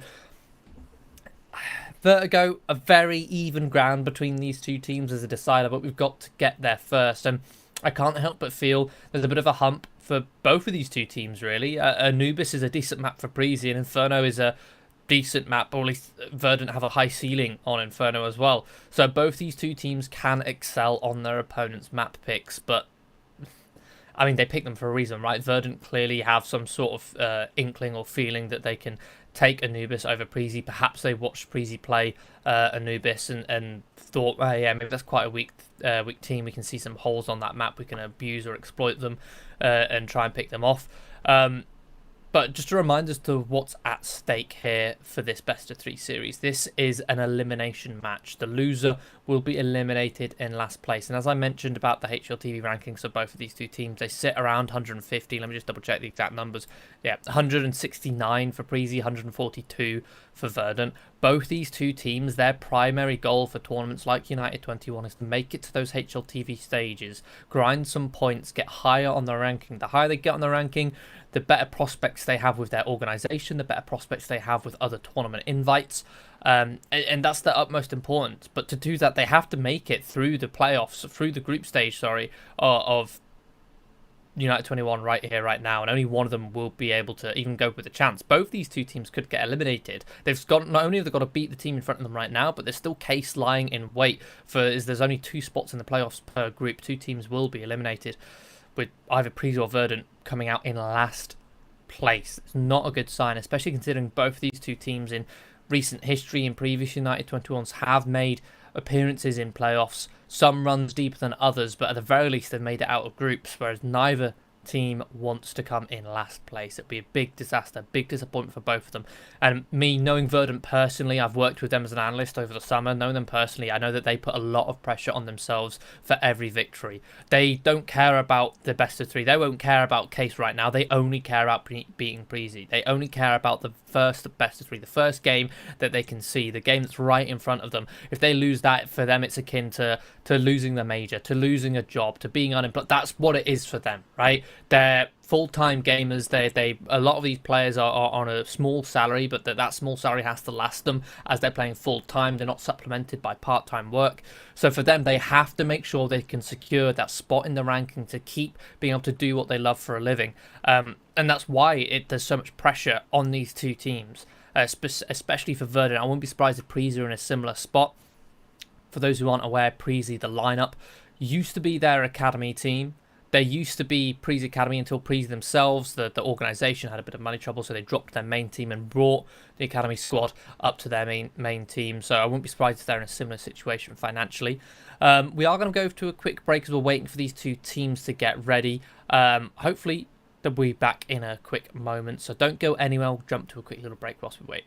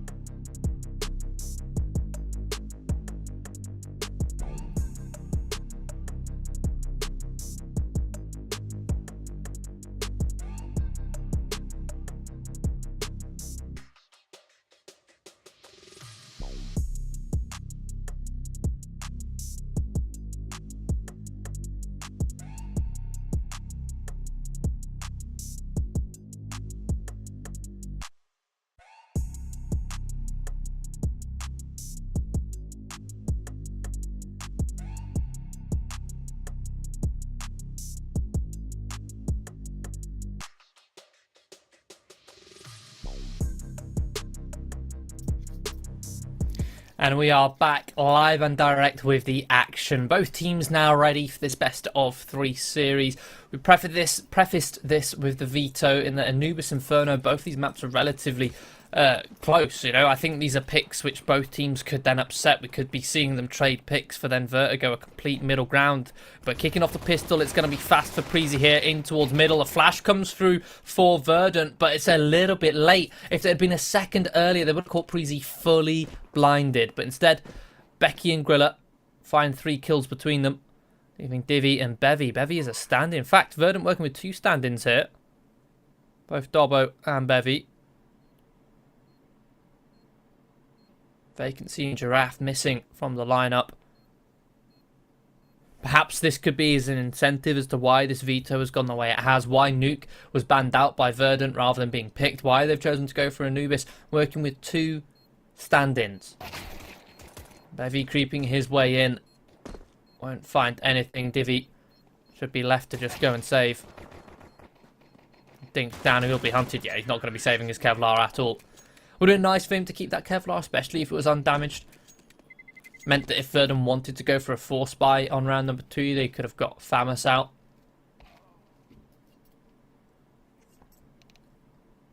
And immediately, 1 round in, we've got another tech pause. Jabone drops from the server.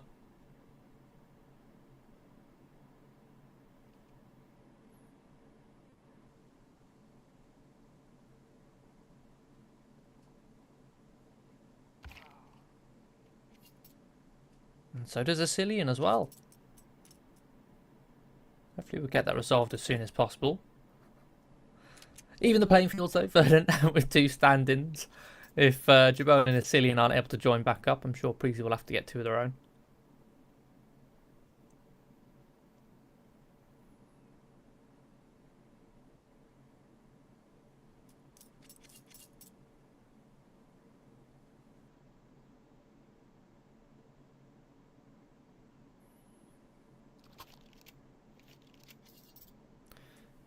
There we go, the Orpa's back in play. As is Asilian.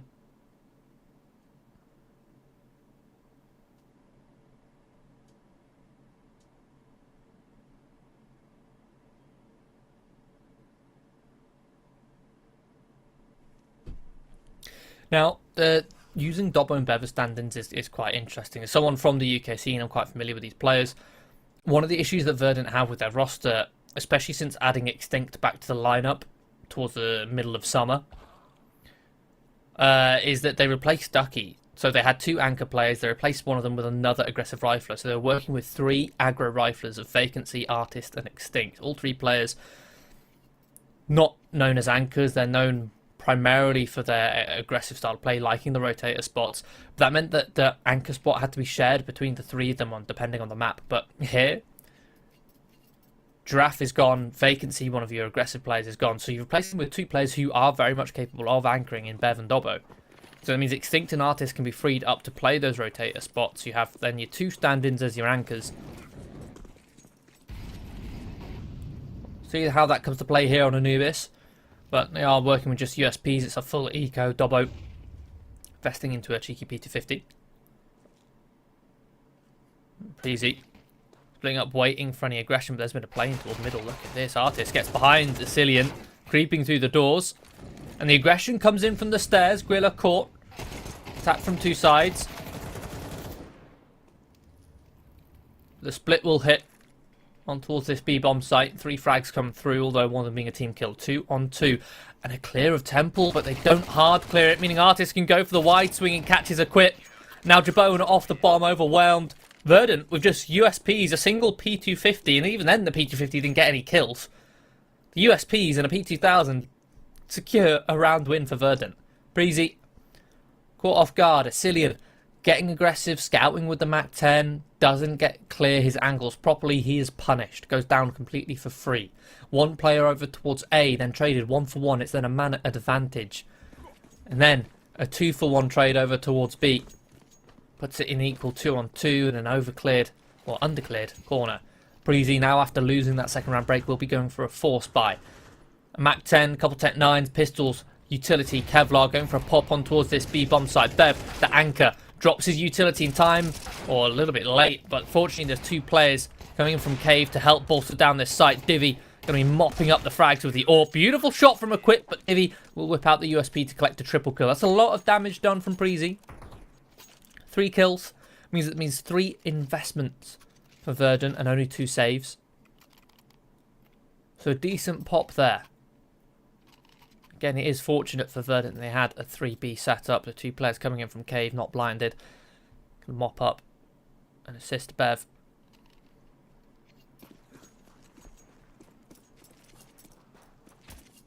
Now Breezy on the full eco. All 5 players on Glocks just waiting outside middle. Artist looks to defend. Replenishes the Molotov, looking to fight at range behind the flames. Cheeky HE will do a lot of damage here. We'll find the first. We'll fall back to the next angle. Won't be able to get a reload off in time.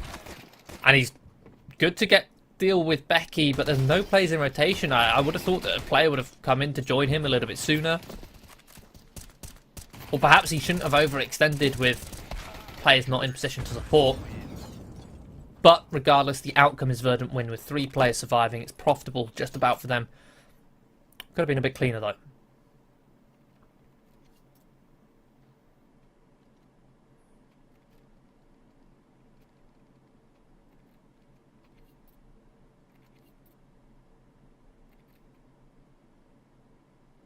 Tactical pause for Verdant.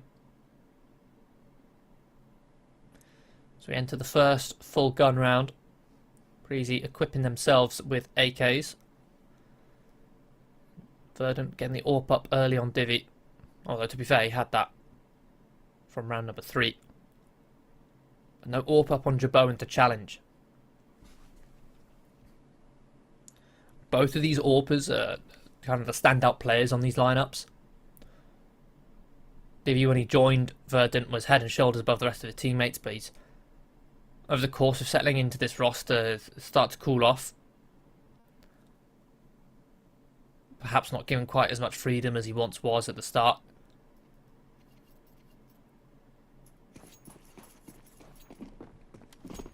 Perhaps now with stand-ins he'll have free reign. With the team lacking as much structure.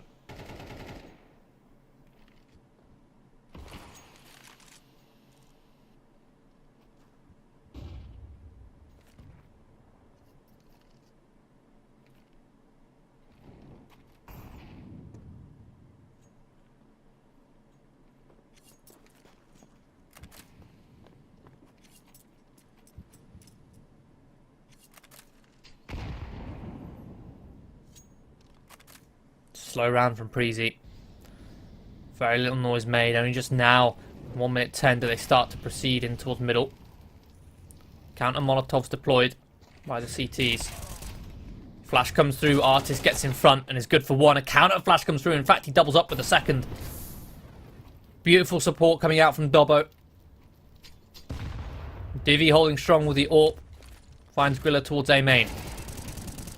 Another flash comes through. Artist fully supported by these two anchor players. These two stand-ins. Setting up the full-time players for success. Verdant get their fourth. Only one single kill for Breezy on towards Bevy.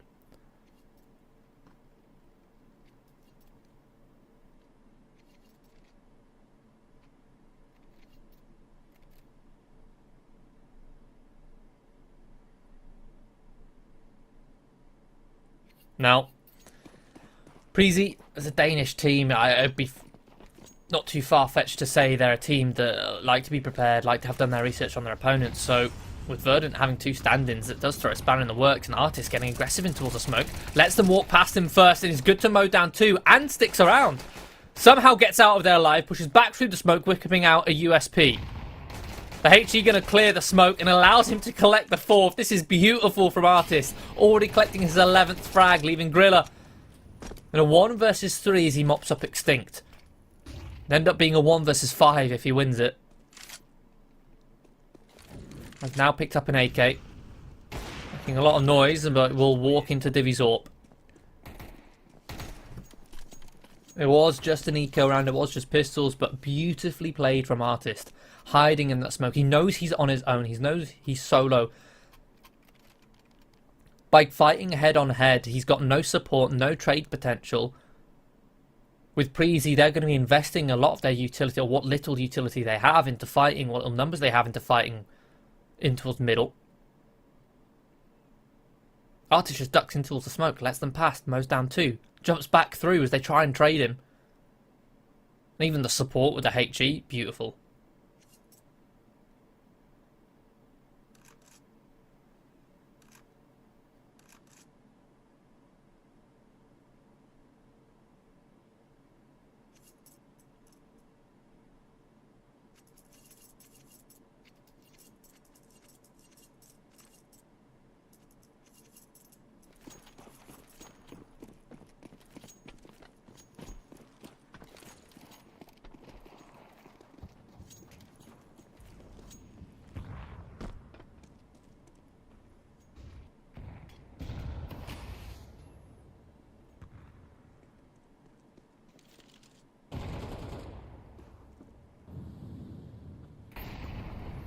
Round number 7, Breezy now invest as Tamjabone does have that sniper rifle. Currently posted up, waiting for a connector peek.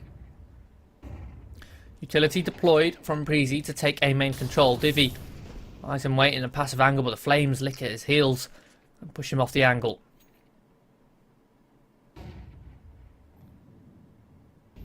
Counter utility deployed by Verdant and Moline towards mid to keep them at bay, and Moline towards A main as well to try and clear that out. They should very quickly identify that Breezy have fallen away from A main control. And as that happens, as they fall away, that must mean one thing there. Setting their sights towards B, a well-timed smoke from Extinct to keep them out of connector. Now the thing is, they can just flash their way through. Artist getting curious in towards middle. Will come in for the flank. Will land a second. In fact, Mo's down 2 in total. Bev, good for a 1-for-1 trade. Man advantage for Verdant maintained. Artist peaks a little bit ahead of Dobbo. Dobbo was just a second behind. If he'd peaked together, maybe there would have been a trade. But instead, it's 2-on-2. Bomb successfully planted. Equip. And Jaboan just tucking towards their corners. Smoke towards B main will lock out Equip. Molly towards the back plat. Isolates Jaboan. Equip. There's a HE to blow open the smoke as soon as it's tapped. There are kits in play. Down to low HP. Dobbo will get the trade. Kit will secure the diffuse. A beautiful retake from Dobbo and Divi.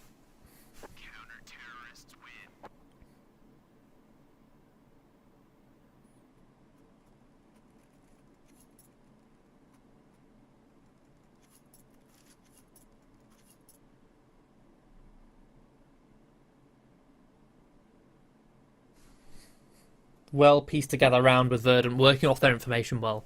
That gathering, as soon as Breezy had worked A main control, as soon as Breezy had fallen back, Verdant gathering the information, identified, okay, if they've fallen back from A, block towards B. Think drops the smoke, forces a bit of an issue for Breezy. Artists flank with a double. Now Breezy set themselves up for a set piece, but Verdant are getting aggressive. Smoke towards the stairs allows Extinct to creep his way all along the outskirts of the water into a very deep angle. HE, a little bit early, could have done a plethora of damage. They silently creep. They are going to clear Obsidian. There we go, Obsidian catches Extinct. Side of the head. Dobbo, in a very difficult angle. Not even good for one. Gorilla wide swings, headshot. Now Breezy accelerate on towards this A-bomb site, but the rotations come through. Artist Mo's down 2, collects another multi-kill. Tries to go for a wide swing, but fully blinded. Will be traded. 2 versus 3. Divi flashed. Doesn't deter him from picking off a player before slipping away through the smoke, securing the 2-on-2 and setting himself up for the retake. Bevy now comes through. In towards the heavens, Divi shifts together to group up with him. Shadow spotted, gives Bev the advantage and holds strong towards CT. Good reaction from Breezy to go for a post plan, but they chose incorrectly. If they secured A main control, perhaps they could have had a post plan. Even then, Bevy had full utility for that retake, but Bevy just sits still, holds strong, waits for that aggression, spots an ounce of a shadow, gives them that advantage, and Moan down 2. Verdant up to a 7th. They're looking very lively here with these 2 stand-ins of Dobbo and Bev.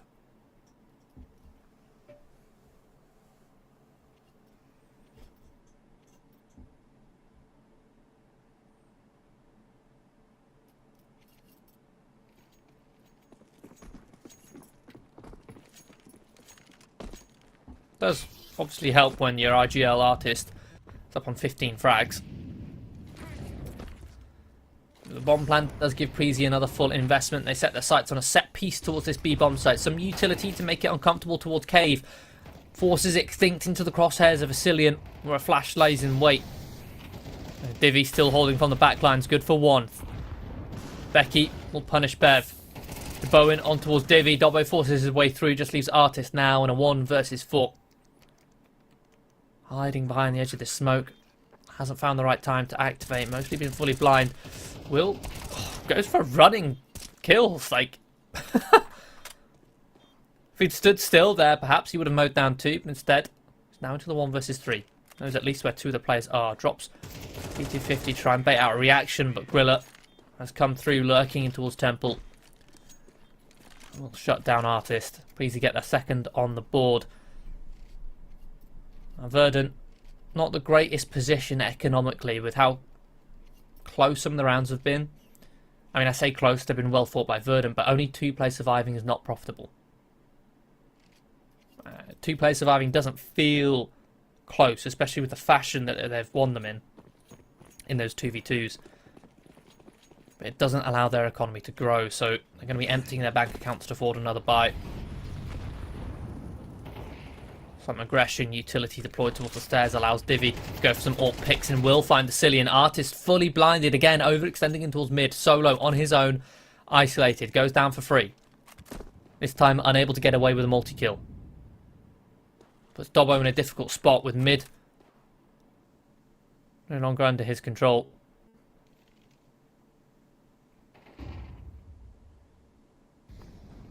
Now have to vacate A main, but fortunately a flank comes in. Extinct. Pushing through B main does deal with the Quip and Becky. Now Dobbo can no longer worry about camera. He can focus his sights towards A main. Only 1 point of attack now for Preezy. And Dobbo has support. Divi, his guardian angel, watching him from the heavens. Even the flash sets up Dobby for the frag. 8-2.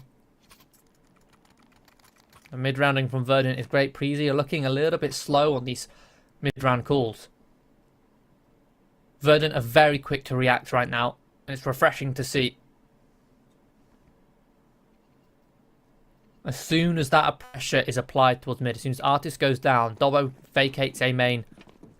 Their reaction, rather than to rotate to give support, is to go for a push. They go for a flank, fast in towards B main. They clear the out, process of elimination. Okay, it's not B main, must be A. Let's flank them, catch them in the back. Preezy still able to invest.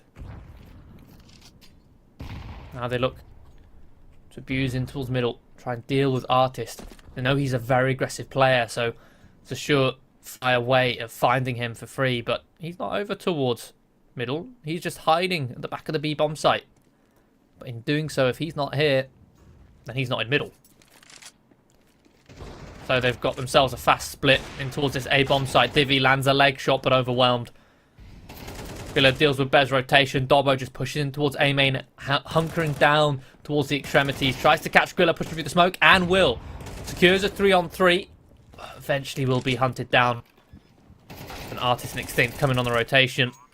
Extinct with the AWP. Artist now picks it up for his own use, but owned by a Quip. That's a good read there from Preezy. Artist is a very habitual player. His personality very visible with how he plays there. We've already seen the multitude of frags he's got by pushing through the smoke, getting constantly aggressive in towards mid. It's all or nothing, because if he's not going all in towards middle, he's not in mid at all. It's not like Artist to be able to sit back passively. If he's going to sit passively, it's because he's hiding, baiting somewhere, which is exactly what he did over towards B. So Preezy not seeing any contact, realised, okay, mid free. Now Verdant forced buy into this round. Preezy going to be going for a full pop. An extended spray from Cillian, good for 2. Artist then activates with the CZ, but he is traded. This B bomb site defense capitulates. Not the weaponry, not the util, not the setup to deal with this site hit. Divi exchanges glances with the rival AWP of Jaboan, but Jaboan holds strong. Dobbo, last round of the half, will attempt the retake, but walk straight into Grilla's crosshair. An 8-4 half, very strong for Verdant, but Preezy find some stability within the last 4 rounds of the half.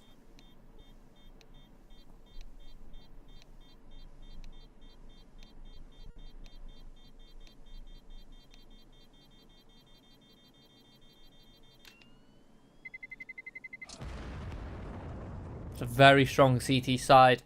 Again, for those who aren't aware, for those uninitiated with the map pool here in Counter-Strike, Anubis is the most T-sided map. You'd expect a 7-5, maybe even an 8-4 in favour of the T-side. Yeah, Verdant got that on their CT, on their defensive side, and now they move over to the favoured side with a 4-round lead.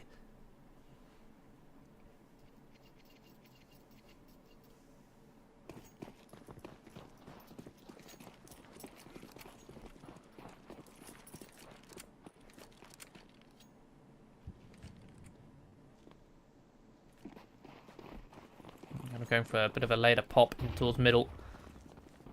Jump across, flash in towards house. And they're going to jump straight past camera, completely ignoring the A site, straight in towards temple. Question is where they go now, in towards CT. They're going towards the Beast. This is a very unorthodox A split, and I love it. Artist comes in late towards camera, takes some contact. Equip is in a great spot to hide, but the thing is he'll be very quickly traded, and he's cleared. Divvy spots his shoulder. Artist is lurking towards middle, dispatched by rotation. Bomb is now planted. Verdant had to try and defend in towards heaven, and Becky letting those Julies rip will find another, but in the meantime his teammates have quickly fallen. It's just Decillion and a 1 versus 3 coming in through camera. Verdant will give him the fights, but Decillion won't give them the shots. Time ticking, no kit in play. He will be overwhelmed. The double swing comes out between Divvy and Dobbo. Divvy will collect the triple kill. Extincton, Divvy even picking up Julies to boot. 9th round for Verdant. I love that strat. It's so often as the CTs you have these protocols for, if they're coming towards mid, if they're going for a B split or an A split, but never rushing in towards CT. If you go past camera, you expect them rushing in towards Temple to hit the B-bomb site. It's very unorthodox. It tests your protocols. Going to be a bit of a stack with USPs in towards mid, but Verdant bypass it, jumping down off the bridge to split this B-bomb site. It's going to be empty, going to be vacant.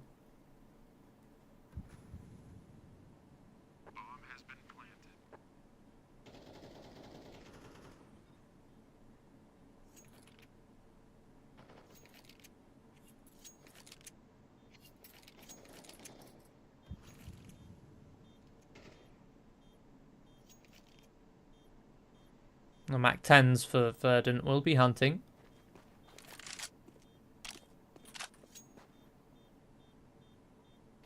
Bevy will spot them out in towards middle. That's exactly when Preezy pounce. Artist is close by to try and mop up some more and just about line up a triple before falling. And the HE actually allows him to get a quad. Up to 22 kills now, Artist.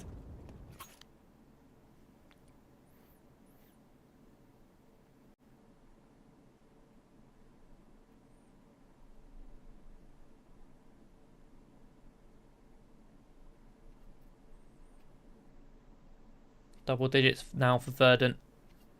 And Divvy able to get an AWP up very early.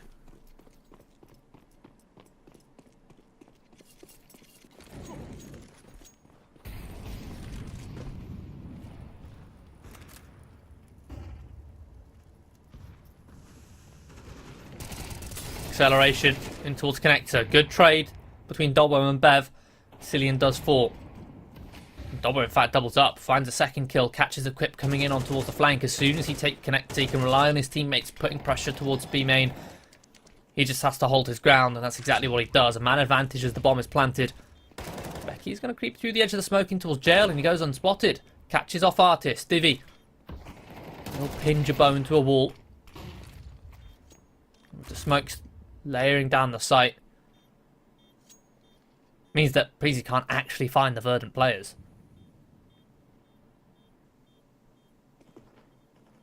Grillo will tuck away. He looks to save.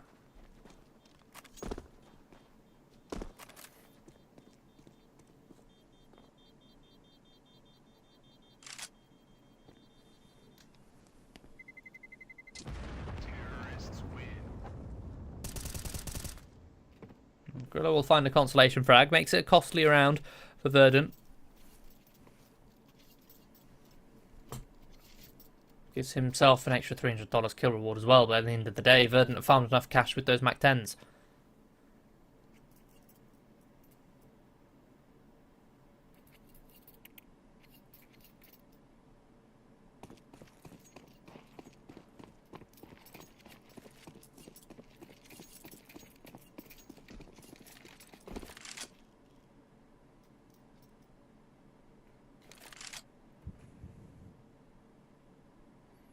Verdant, a slow default, holding for aggression. One towards mid, one towards B, two holding water, one towards carpets. Just waiting to see if Preezy make a move. They know that Preezy's buy is weak.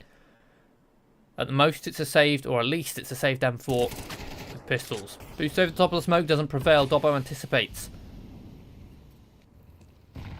Grilla goes down, M4 will still be retrieved though Equip can pick that one up.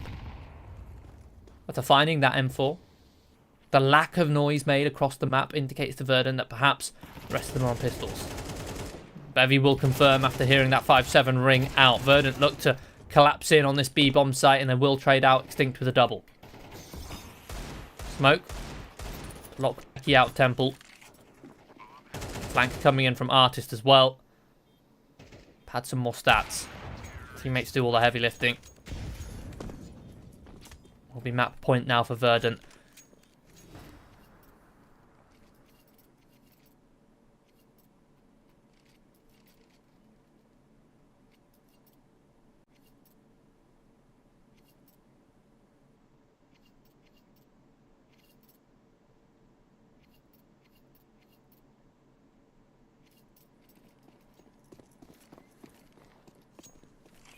Backs up against the wall now for Preez. They're going to need to win 8 in a row to try and steal this map. And that's only to take us to overtime. We won't be stealing it outright. Bowen does have that AWP in play. So far, he's really been yet to activate. He's not had the opportunities to get it involved on that T side. But look at this play. Extinct uses the smokes like a tunnel. Gets his way in towards CT. I'm not sure if Preezy anticipate this. Regardless, Verdant are accelerating over towards A. Grilla, the lone defender, will vacate the site, and Extinct can try and cut off these rotations. They won't expect him, and he'll catch off a Cillian, but then the Grilla will just turn around and deal with him. That's the correct decision as the anchor. Playing retake, he does not need to focus his attention on towards the site. He's playing retake. Just deal with the loose player, the loose thread. There's Extinct. He goes down, man advantage now for Preezy. They set themselves up for retake through towards CT. A bait and switch in play, but it's anticipated and it's dealt with. Leaving Divvy in a 1 versus 4.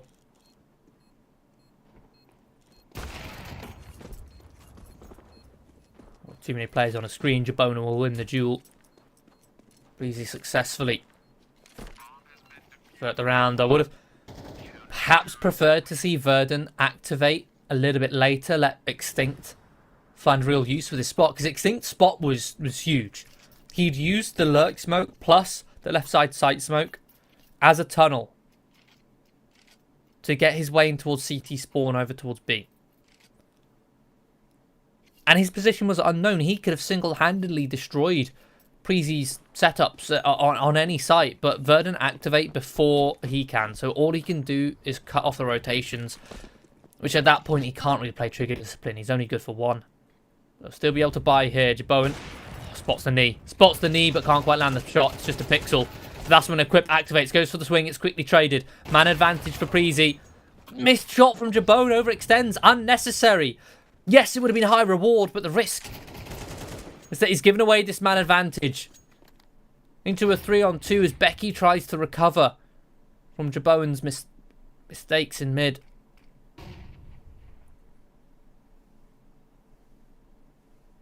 Man advantage.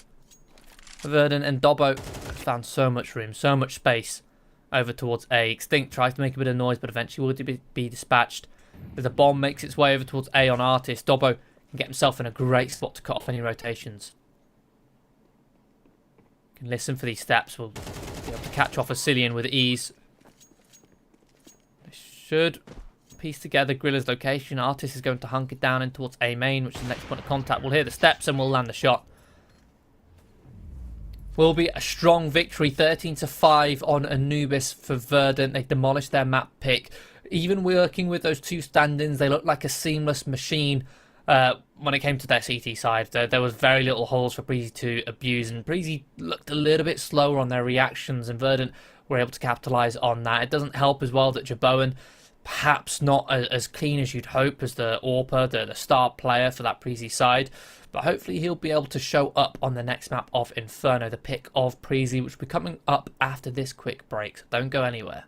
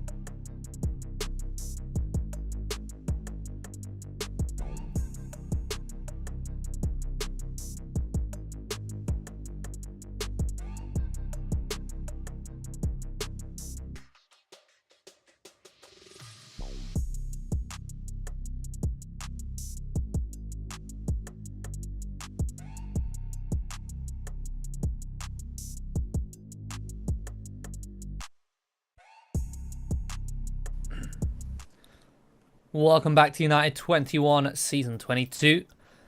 In the middle of a best of three, Verdant versus Preezy. Verdant, using two stand-ins on Anubis, demolished Preezy. A map which I thought Preezy were relatively comfortable on. It was the one map which they were victorious on against Illuminar Gaming earlier in the group stage. Yeah, Verdant just manhandled them on it. Now we move over to Inferno.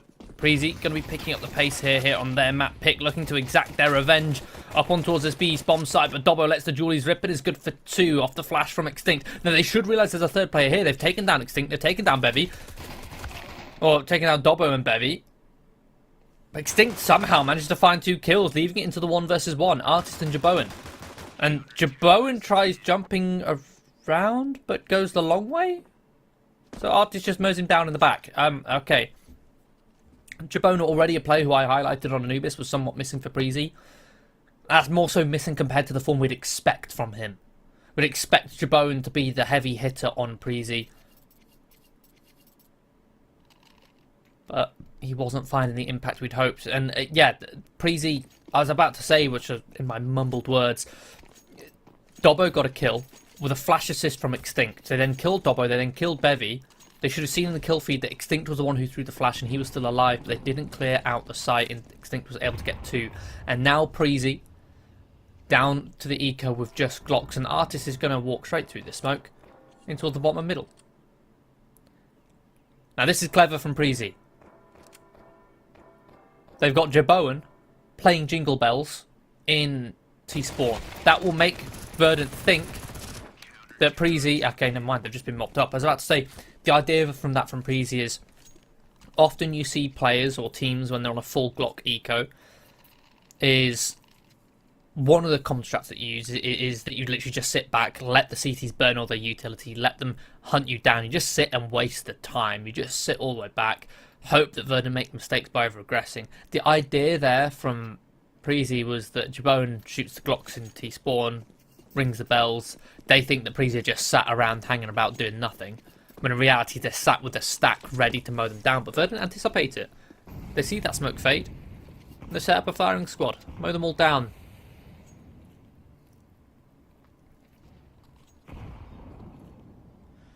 Round number 3. Now Preezy have a full buy. 5 AKs. Set themselves up for a default. Not contesting mid-control much. In fact, Verdant, this is a big gamble stack. 4 players towards B. It's just Artist, the lone defender of A. A lone player with the M4. Already checked by a bit of a spam from Grilla.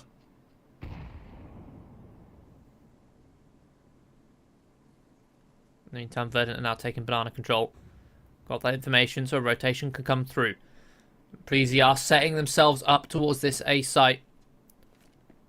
Now taking mid. Smoke comes through from Dobbo to block off apps. And Divvy caught in rotation, transitioning between angles and long. Just a simple contact from Preezy, knowing they're up against the MP9s, knowing that they have AKs, they have the better weapons, but Artist, the lone M4, the lone rifle, demolished. A push through the smoke comes through from Bev, coming on this flank, and he's good for 1, good for 2. Becky does dispatch of Dobbo and eventually falls. But Bevy has found the triple kill into the 2-on-2. And not only that, he's got the bomb and he's going to hold strong. It's Extinct now next up on the plate with full HP. Deals with a quip. 20 seconds left. Grilla in a 1 versus 2. He was already softened up somewhat by Artist at the start of the round. But he's still got more health than Bevy. And Extinct. Swing comes through. Catches the low HP Extinct. 5 seconds left. There's simply no time. As long as Extinct stays alive, the time will tick down and Verdant will secure round number 3. Massive triple kill from Bevy there.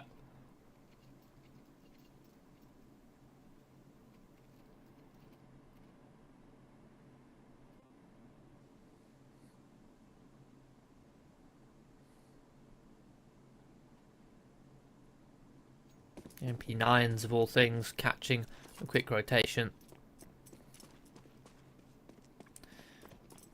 Preezy now eco around the saved AK from Grilla. But Divvy in his element here on Inferno. Does love this map. Molly does miss. The flash Now enables Cillian to jump out towards the apps. Divvy got to defend this site on his own with an AWP, and he picks off one. The spacing isn't there. Here's the steps of the player coming in towards long, and that distracts him as Becky finishes him off. The site now belongs to Preezy, 3 versus 2. Even got the AWP to boot. Think catches a glimmer. Player crossing towards B. I think this should be a save for Verdant, unless Artist can find something. Drops a HE in towards Pit. Smoke to isolate fights on towards the site. Extinct is going to find the opening kill. Artist should now know where a Cillian lies and will eventually finish him off, but down to low HP. Looking to find this bomb, but Becky, having crept through that lurk, Smokey through, will close it out. A nice fast pop there from Breezy. Well anticipating Verdant going for a triple B setup. On a triple B setup without the AWPer, meaning that on A you've got one AWP, one rifle. It's very difficult to stop a rush, especially against pistols. Player towards apps, completely overwhelmed.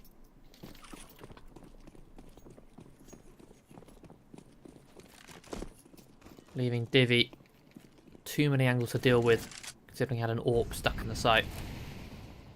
That one single round for Preezy has broken the bank for Verdant. It's going to be an eco for them, but Artist investing in a hero M4. It's pistols to take contact here and towards apps. No kills exchanged. I think Grill, I might have seen the barrel of Divvy there.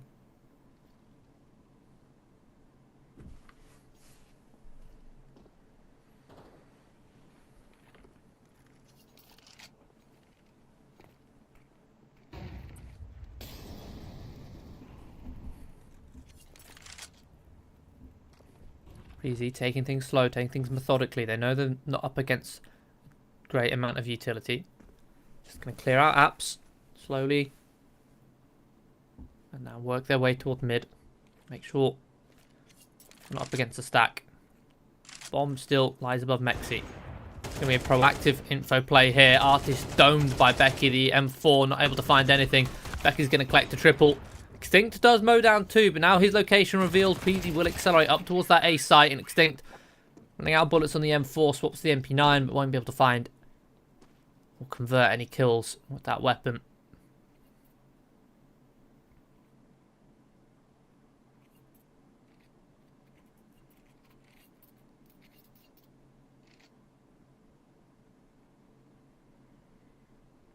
Three to 2, Preezy closing the scoreline. Verdant now will go for that full buy, but Artist, after buying the M4, now only has an MP9. Obo, also an MP9.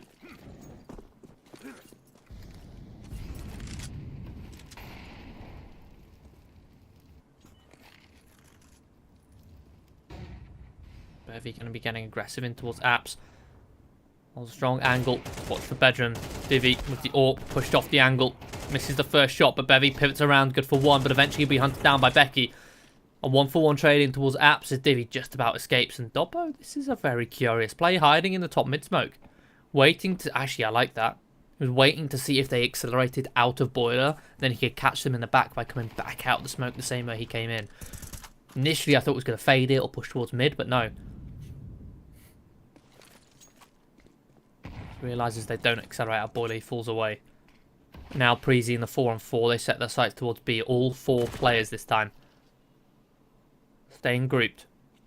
Now they're locked out behind the smoke from Verdant. It's a fresh smoke too, so they've got to wait.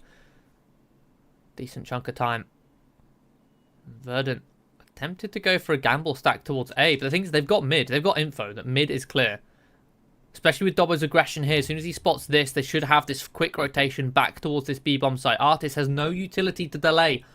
Nothing to keep Preezy at bay. Utility will come in, but there is still this flank from Dobbo, and it's quick. Surely he'll be able to catch someone on the flank. The boost going to come up late. Steps heard, and Dobbo's flank dealt with. As site is cleared very quickly, it means that Jabone can then focus his attention towards the flank. Now it should certainly be a save for Verdant. 3 versus 4, no kit, no utility. Not a chance. Unless Preezy fumble the bag. Doesn't look like they will. And Extinct, why? Why? Going for a wild spam through the smoke? Your objective here is to save. Even if you get a kill, it means nothing to you. To get 1 kill on towards a Preezy player. Same for Divi, just get out of there. That kill means nothing. Do not risk losing these weapons. You need these weapons.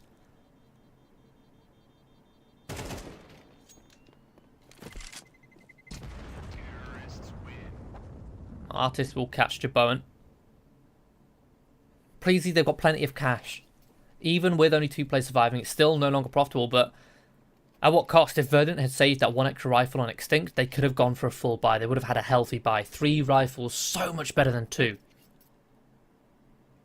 There is that caveat that, of course, Artist has upgraded to an AWP, meaning they have 2 snipers to work with. Artist, no stranger to this weapon. Used to be the primary AWPer before Divi joined the roster.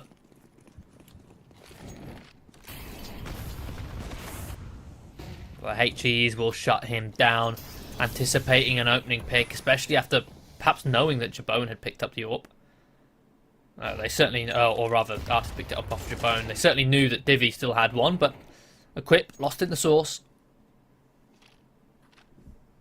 Will fall to Dobbo's USP.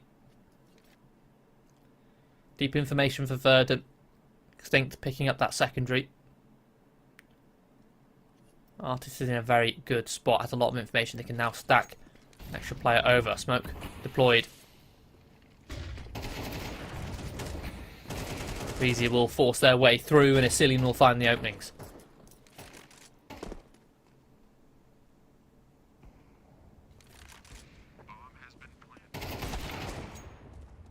Artist, I don't know why he's hunting for exits. Unless you desperately didn't want to have a double AWP and you want to get a kill, drop the AWP, go for an AK. But even then, it's like, just safe.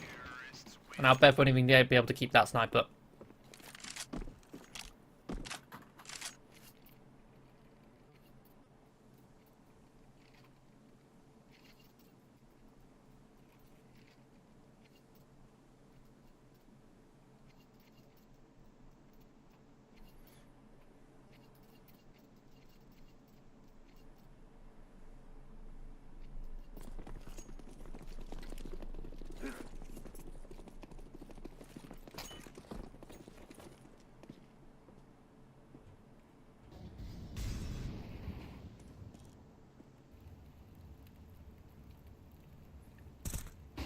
Default setup for Verdant. Flash for Preezy in towards Banana through the smoke. Equip is going to catch him with Util out in the hand, but can't quite go for the wide swing. In fact, it's Artist and Extinct to double up and find the opening kills. They hold. They withstand the assault. As players come out of Banana like a Minecraft spawner. Bone and Griller. 2 versus 5. Minute 10 o'clock. Griller did find the time to get up towards short, but Bear finds the time to peek. Artist will catch Jabone mid-reload. Clean round for Verdant. A single player going down.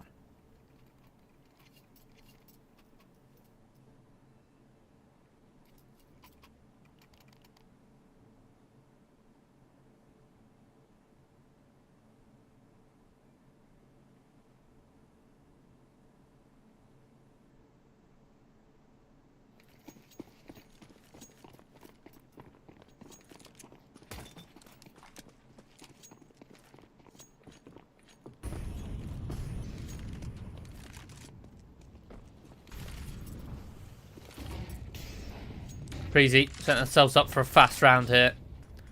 An execution, a set piece up towards long. Extinct, overwhelmed, flashed off. Not even good for one. Verdant over towards this A site. They hunker down in towards Apps. Fighting towards his extremity. They forfeit the site. Bev holds strong. Deals with Jabone. Man advantage now. Divi flushes out Griller, but Griller wins the duel against the AWPer. 3 versus 3. There's no trade behind that. Dobbo and Bev group up towards short. Smoke locks out, equipping towards the pit. They accelerate in towards the site. Just leaves Griller. 1 versus 2 now. Bomb ticking. Tries to isolate the fights, but Artist will win that duel. Bomb will be defused.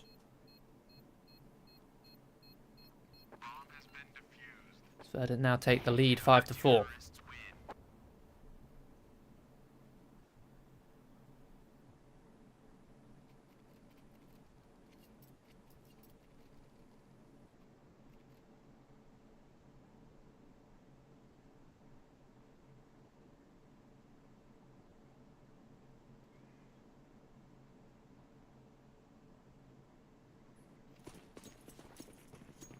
Bomb plant does give Preezy the opportunity for this force buy. There's a decent amount of grenades, but weak weapons. 2 MAC-10s, a Deagle, 2 Galil, not a single AK, and Verdant are getting aggressive. Bevy, straight in through the bedroom, through the flames. Only good for 1 before a quick trade comes through. Preezy's going to be happy with that duel. Not worth the cost for Verdant.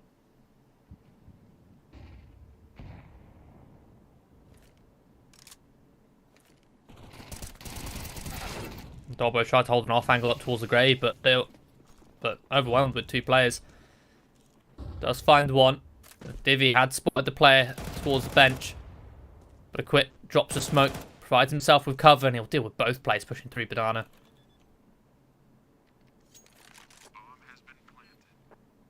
Just leaving Divvy in a 1 versus 3. Got to get out there and save. The scope would have been hurt towards long.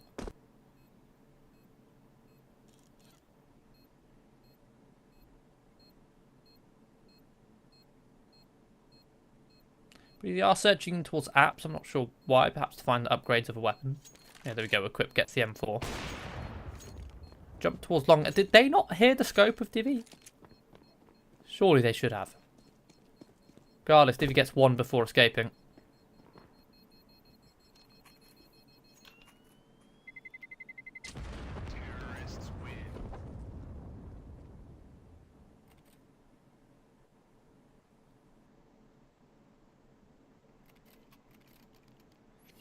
Oh, still in play. Vernon could be tempted to go for a buy. Artist could get a rifle of his own. Divvy can drop 1 over. In fact, Artist is going for a secondary AWP. 2 stand-ins, Dobbo and Bevy on MP9s, SMGs, but those are both A players.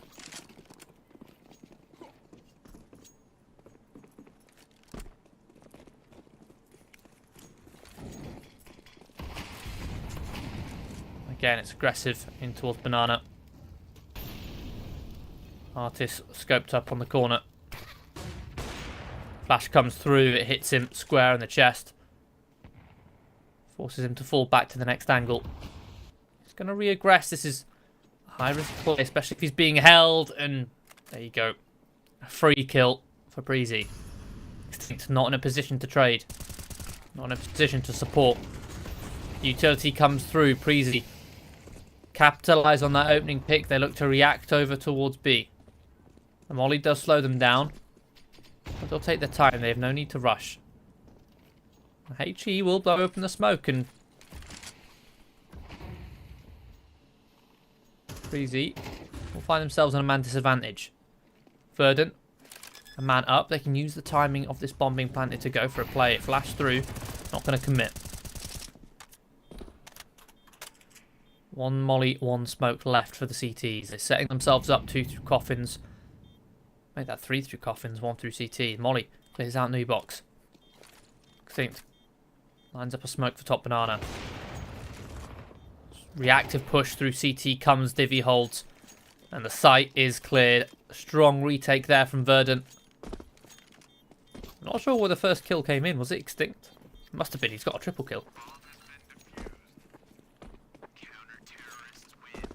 I can see the X on the minimap. Dead T at the top of Banana. I didn't realise he finished off that kill. Either way, good hold from Extinct. Good retake from the rest of Verdant. Tactical pause now for Preezy. Final round of the first half. Verdant looking to get a strong 2-round lead. It's very possible considering the funds for Preezy. Put it simply, they're broken.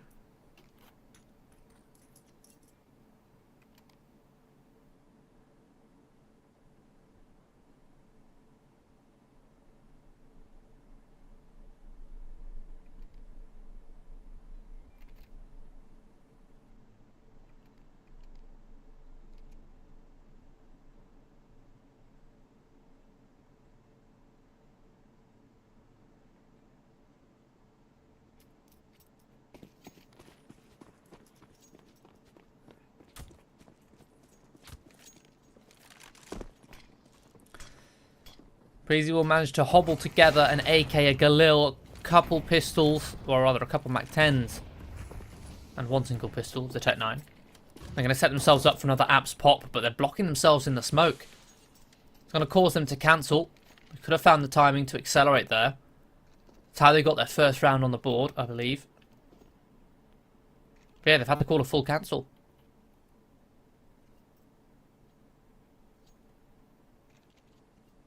It's a full stack here from Verdant. 4 players towards the top of mid.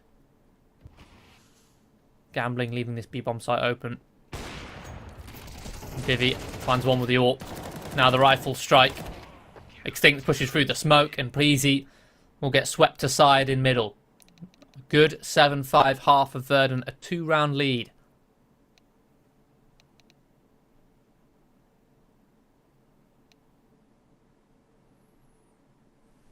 Inferno is one of the 2 maps for Preezy which they actually like to play. Inferno and Vertigo, that they've got successful win rates on. Much as I said on Anubis, that is a map which I thought would be decent for them, considering it's the only map they beat Illuminar on in the best of 3. It's one map which they took off Illuminar. Looking at HLTV, Preezy actually haven't won an Anubis game on HLTV in the last 3 months. They're 0-8. But it's Vertigo and Inferno are the 2 maps where the win rates aren't awful. The rest of them are like 10%, 14%. Inferno is 45, Vertigo is 55. But knowing that Vertigo would most likely be the decider for Preezy, they decide to pick Inferno now.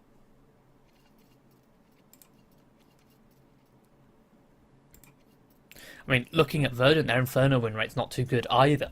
But they are working with stand-ins. It's a different team.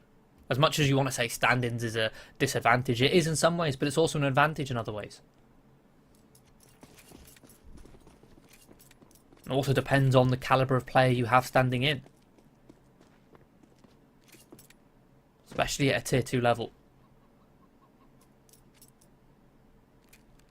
Verdant on this T-pistol will be accelerating fast in towards middle. There's 2 players, a bait and switch towards long. This could be dirty, but no, Artist domes a Cillian and means they can focus their full attention on clearing out Jaboan. He's dealt with by a flying Extinct, and Becky can't get anything done. Leaves Griller and Equip rotating in, and Artist can hear these steps, spots the shadow, deals with Equip. Leaves Griller. Wild spam from Artist. Will be Extinct, who will also collect a double. Verdant up onto 8. Now Preezy in a difficult spot, backs up against the wall. 5 rounds away from being eliminated. So they're going to choose Force Buy after losing the CT pistol. 3 MP9s, a Scout, and a 5.7. Back to a bit of a shuffle there, I think. Yeah, Jaboan's sold his Scout, gone for a Deagle. To see if he can get an AWP up as early as possible. Now these weapons have plenty of opportunities on Inferno where these weapons can excel in the close ranges. Now I'm going to be stacking here over towards B, but Artist gets all that information. Cillian and Becky, they strike with 2. Now Verdant forced away from B. They've got to try and find this timing to catch Jaboan. Solo holding the site. Dobbo will lock out the rotates towards long. It's on Bevy to clear the site. They've pieced together this puzzle really well. The site is theirs. The bomb will be planted. The CT's locked out behind the smoke. A lurk smoke thrown towards the site. Dobbo is listening for a potential rotation through middle, but they've bypassed him. They're already up towards short. They start to accelerate, and Griller catches the flank. Bivy and Bev. Their bait and switch works perfectly here, and Bev's even able to swap over to the Julies. He collects a triple kill. The 2 versus 5 on the site, actually, I think.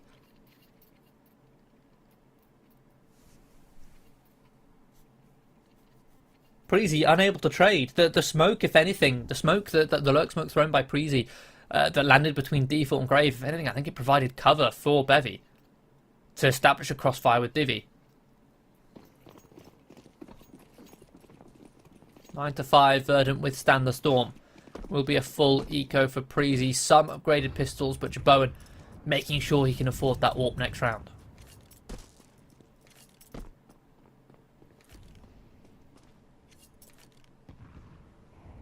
Verdant successfully take banana control. It's another stack. Extinct left to his own devices.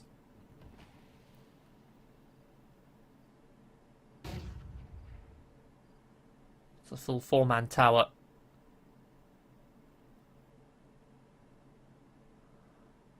firing squad. But Verdant will not fall victims. They've avoided their sentencing. They're going to be wrapping this A site, clearing out the corners towards long. And Becky will be good for one. The Mac 10 is quick, or in fact the MP9 on Bevy is quick to trade. 4 versus 4. Bomb will be planted. Bevy scouting for info, seeing where these players are going to retake from. Catches Jebowen. No swing for a trade.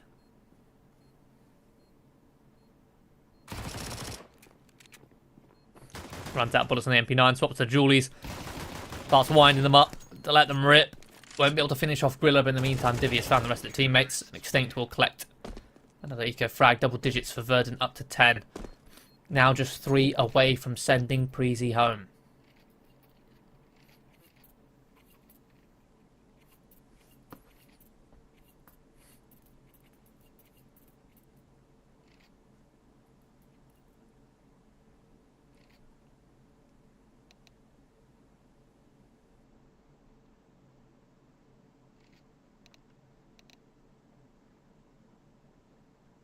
Quick timeout.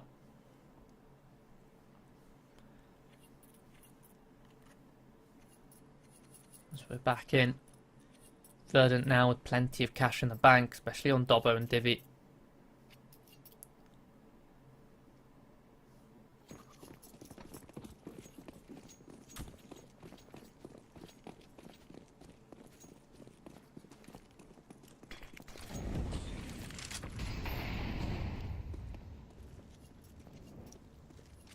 Could be the last chance saloon for Preezy. Jebowen does have that AWP out in play with a full belt of utility as well. Not going for the opening instead. It's Equip who will search, but he's met with resistance. Extinct mows him down.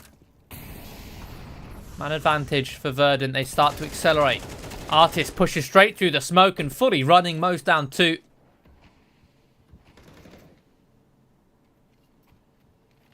That's the B site cleared. That's it. Preezy now have to save, but the thing is, Verdant, they took Banana, got 3 kills on a default.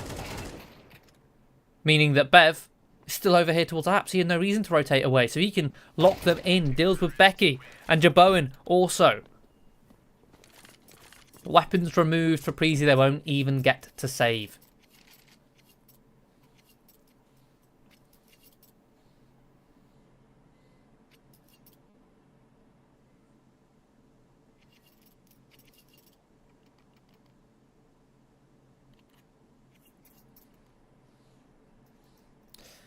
Again, Preezy will be playing for overtime. They're going to be going for a half investment. Saving their cash to buy next round. What little excess they have, they're going to be buying a couple 5.7s, Mag 7 MP9 and a Deagle, but already Griller's MP9 won't be able to do anything because it's down on the floor next to Griller's corpse. Another opening found for Artist.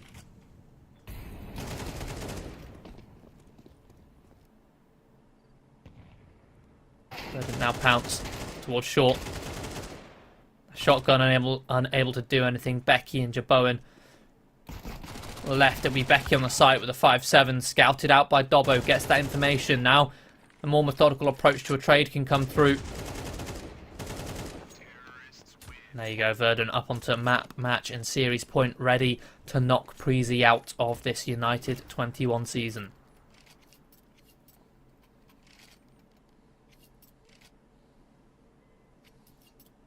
This could be one final investment for Preezy.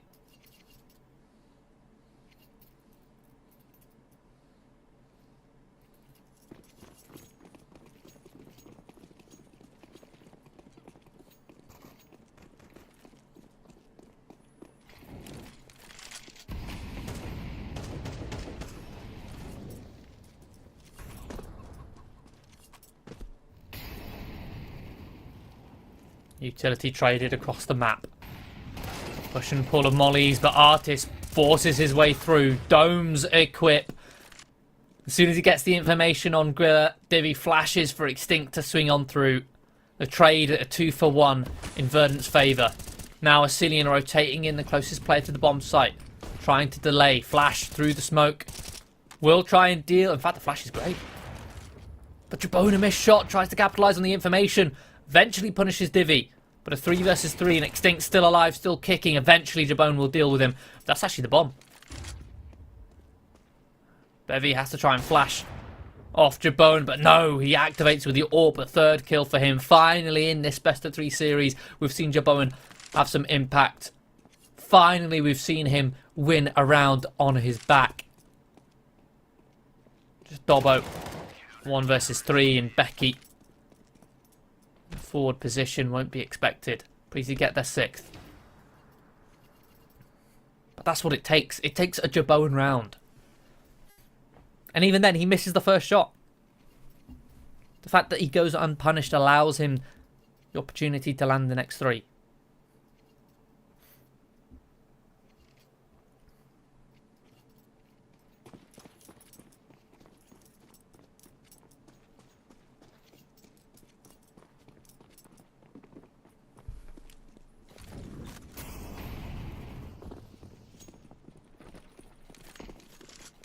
Verdant looking to go fast here. 5-man CS brawling in towards middle. They catch a Cillian mid-jump. Becky does mow down 2, but he's traded. 3 versus 3. One lone defender of this A-bomb site. And Divi plucks Jabone out of the sky. Artist holding down the rotations. Will catch Grillin and leaves Equip. 1 versus 3. Artist knows where he's coming from. Dancing around this pillar. And Artist takes a dink, but just ducks out of there. Equip now. There's 30 seconds left. Equip has to try and defuse this bomb. Yes, he's got a kit, but he's got so much ground to cover, and he's going to be scared. He's going to be worried about Artist being around any of these corners, any of these pillars. But it will be Dobbo who will find the finishing frag. 13-6. Verdant with 2 stand-ins. They decimate Preezy. A brilliant showing from the UK side there. They knock Preezy out of United21. They'll be going down into last place, and Verdant will be going through to the decider match to face off against the Brazilian team, a rematch against Case Esports later on this week. That's us done for the day, for the round 2 games of Group B. Make sure to tune in tomorrow where we'll be covering the next round 2 games of either Group C or Group D. Thank you for watching. Goodbye for now.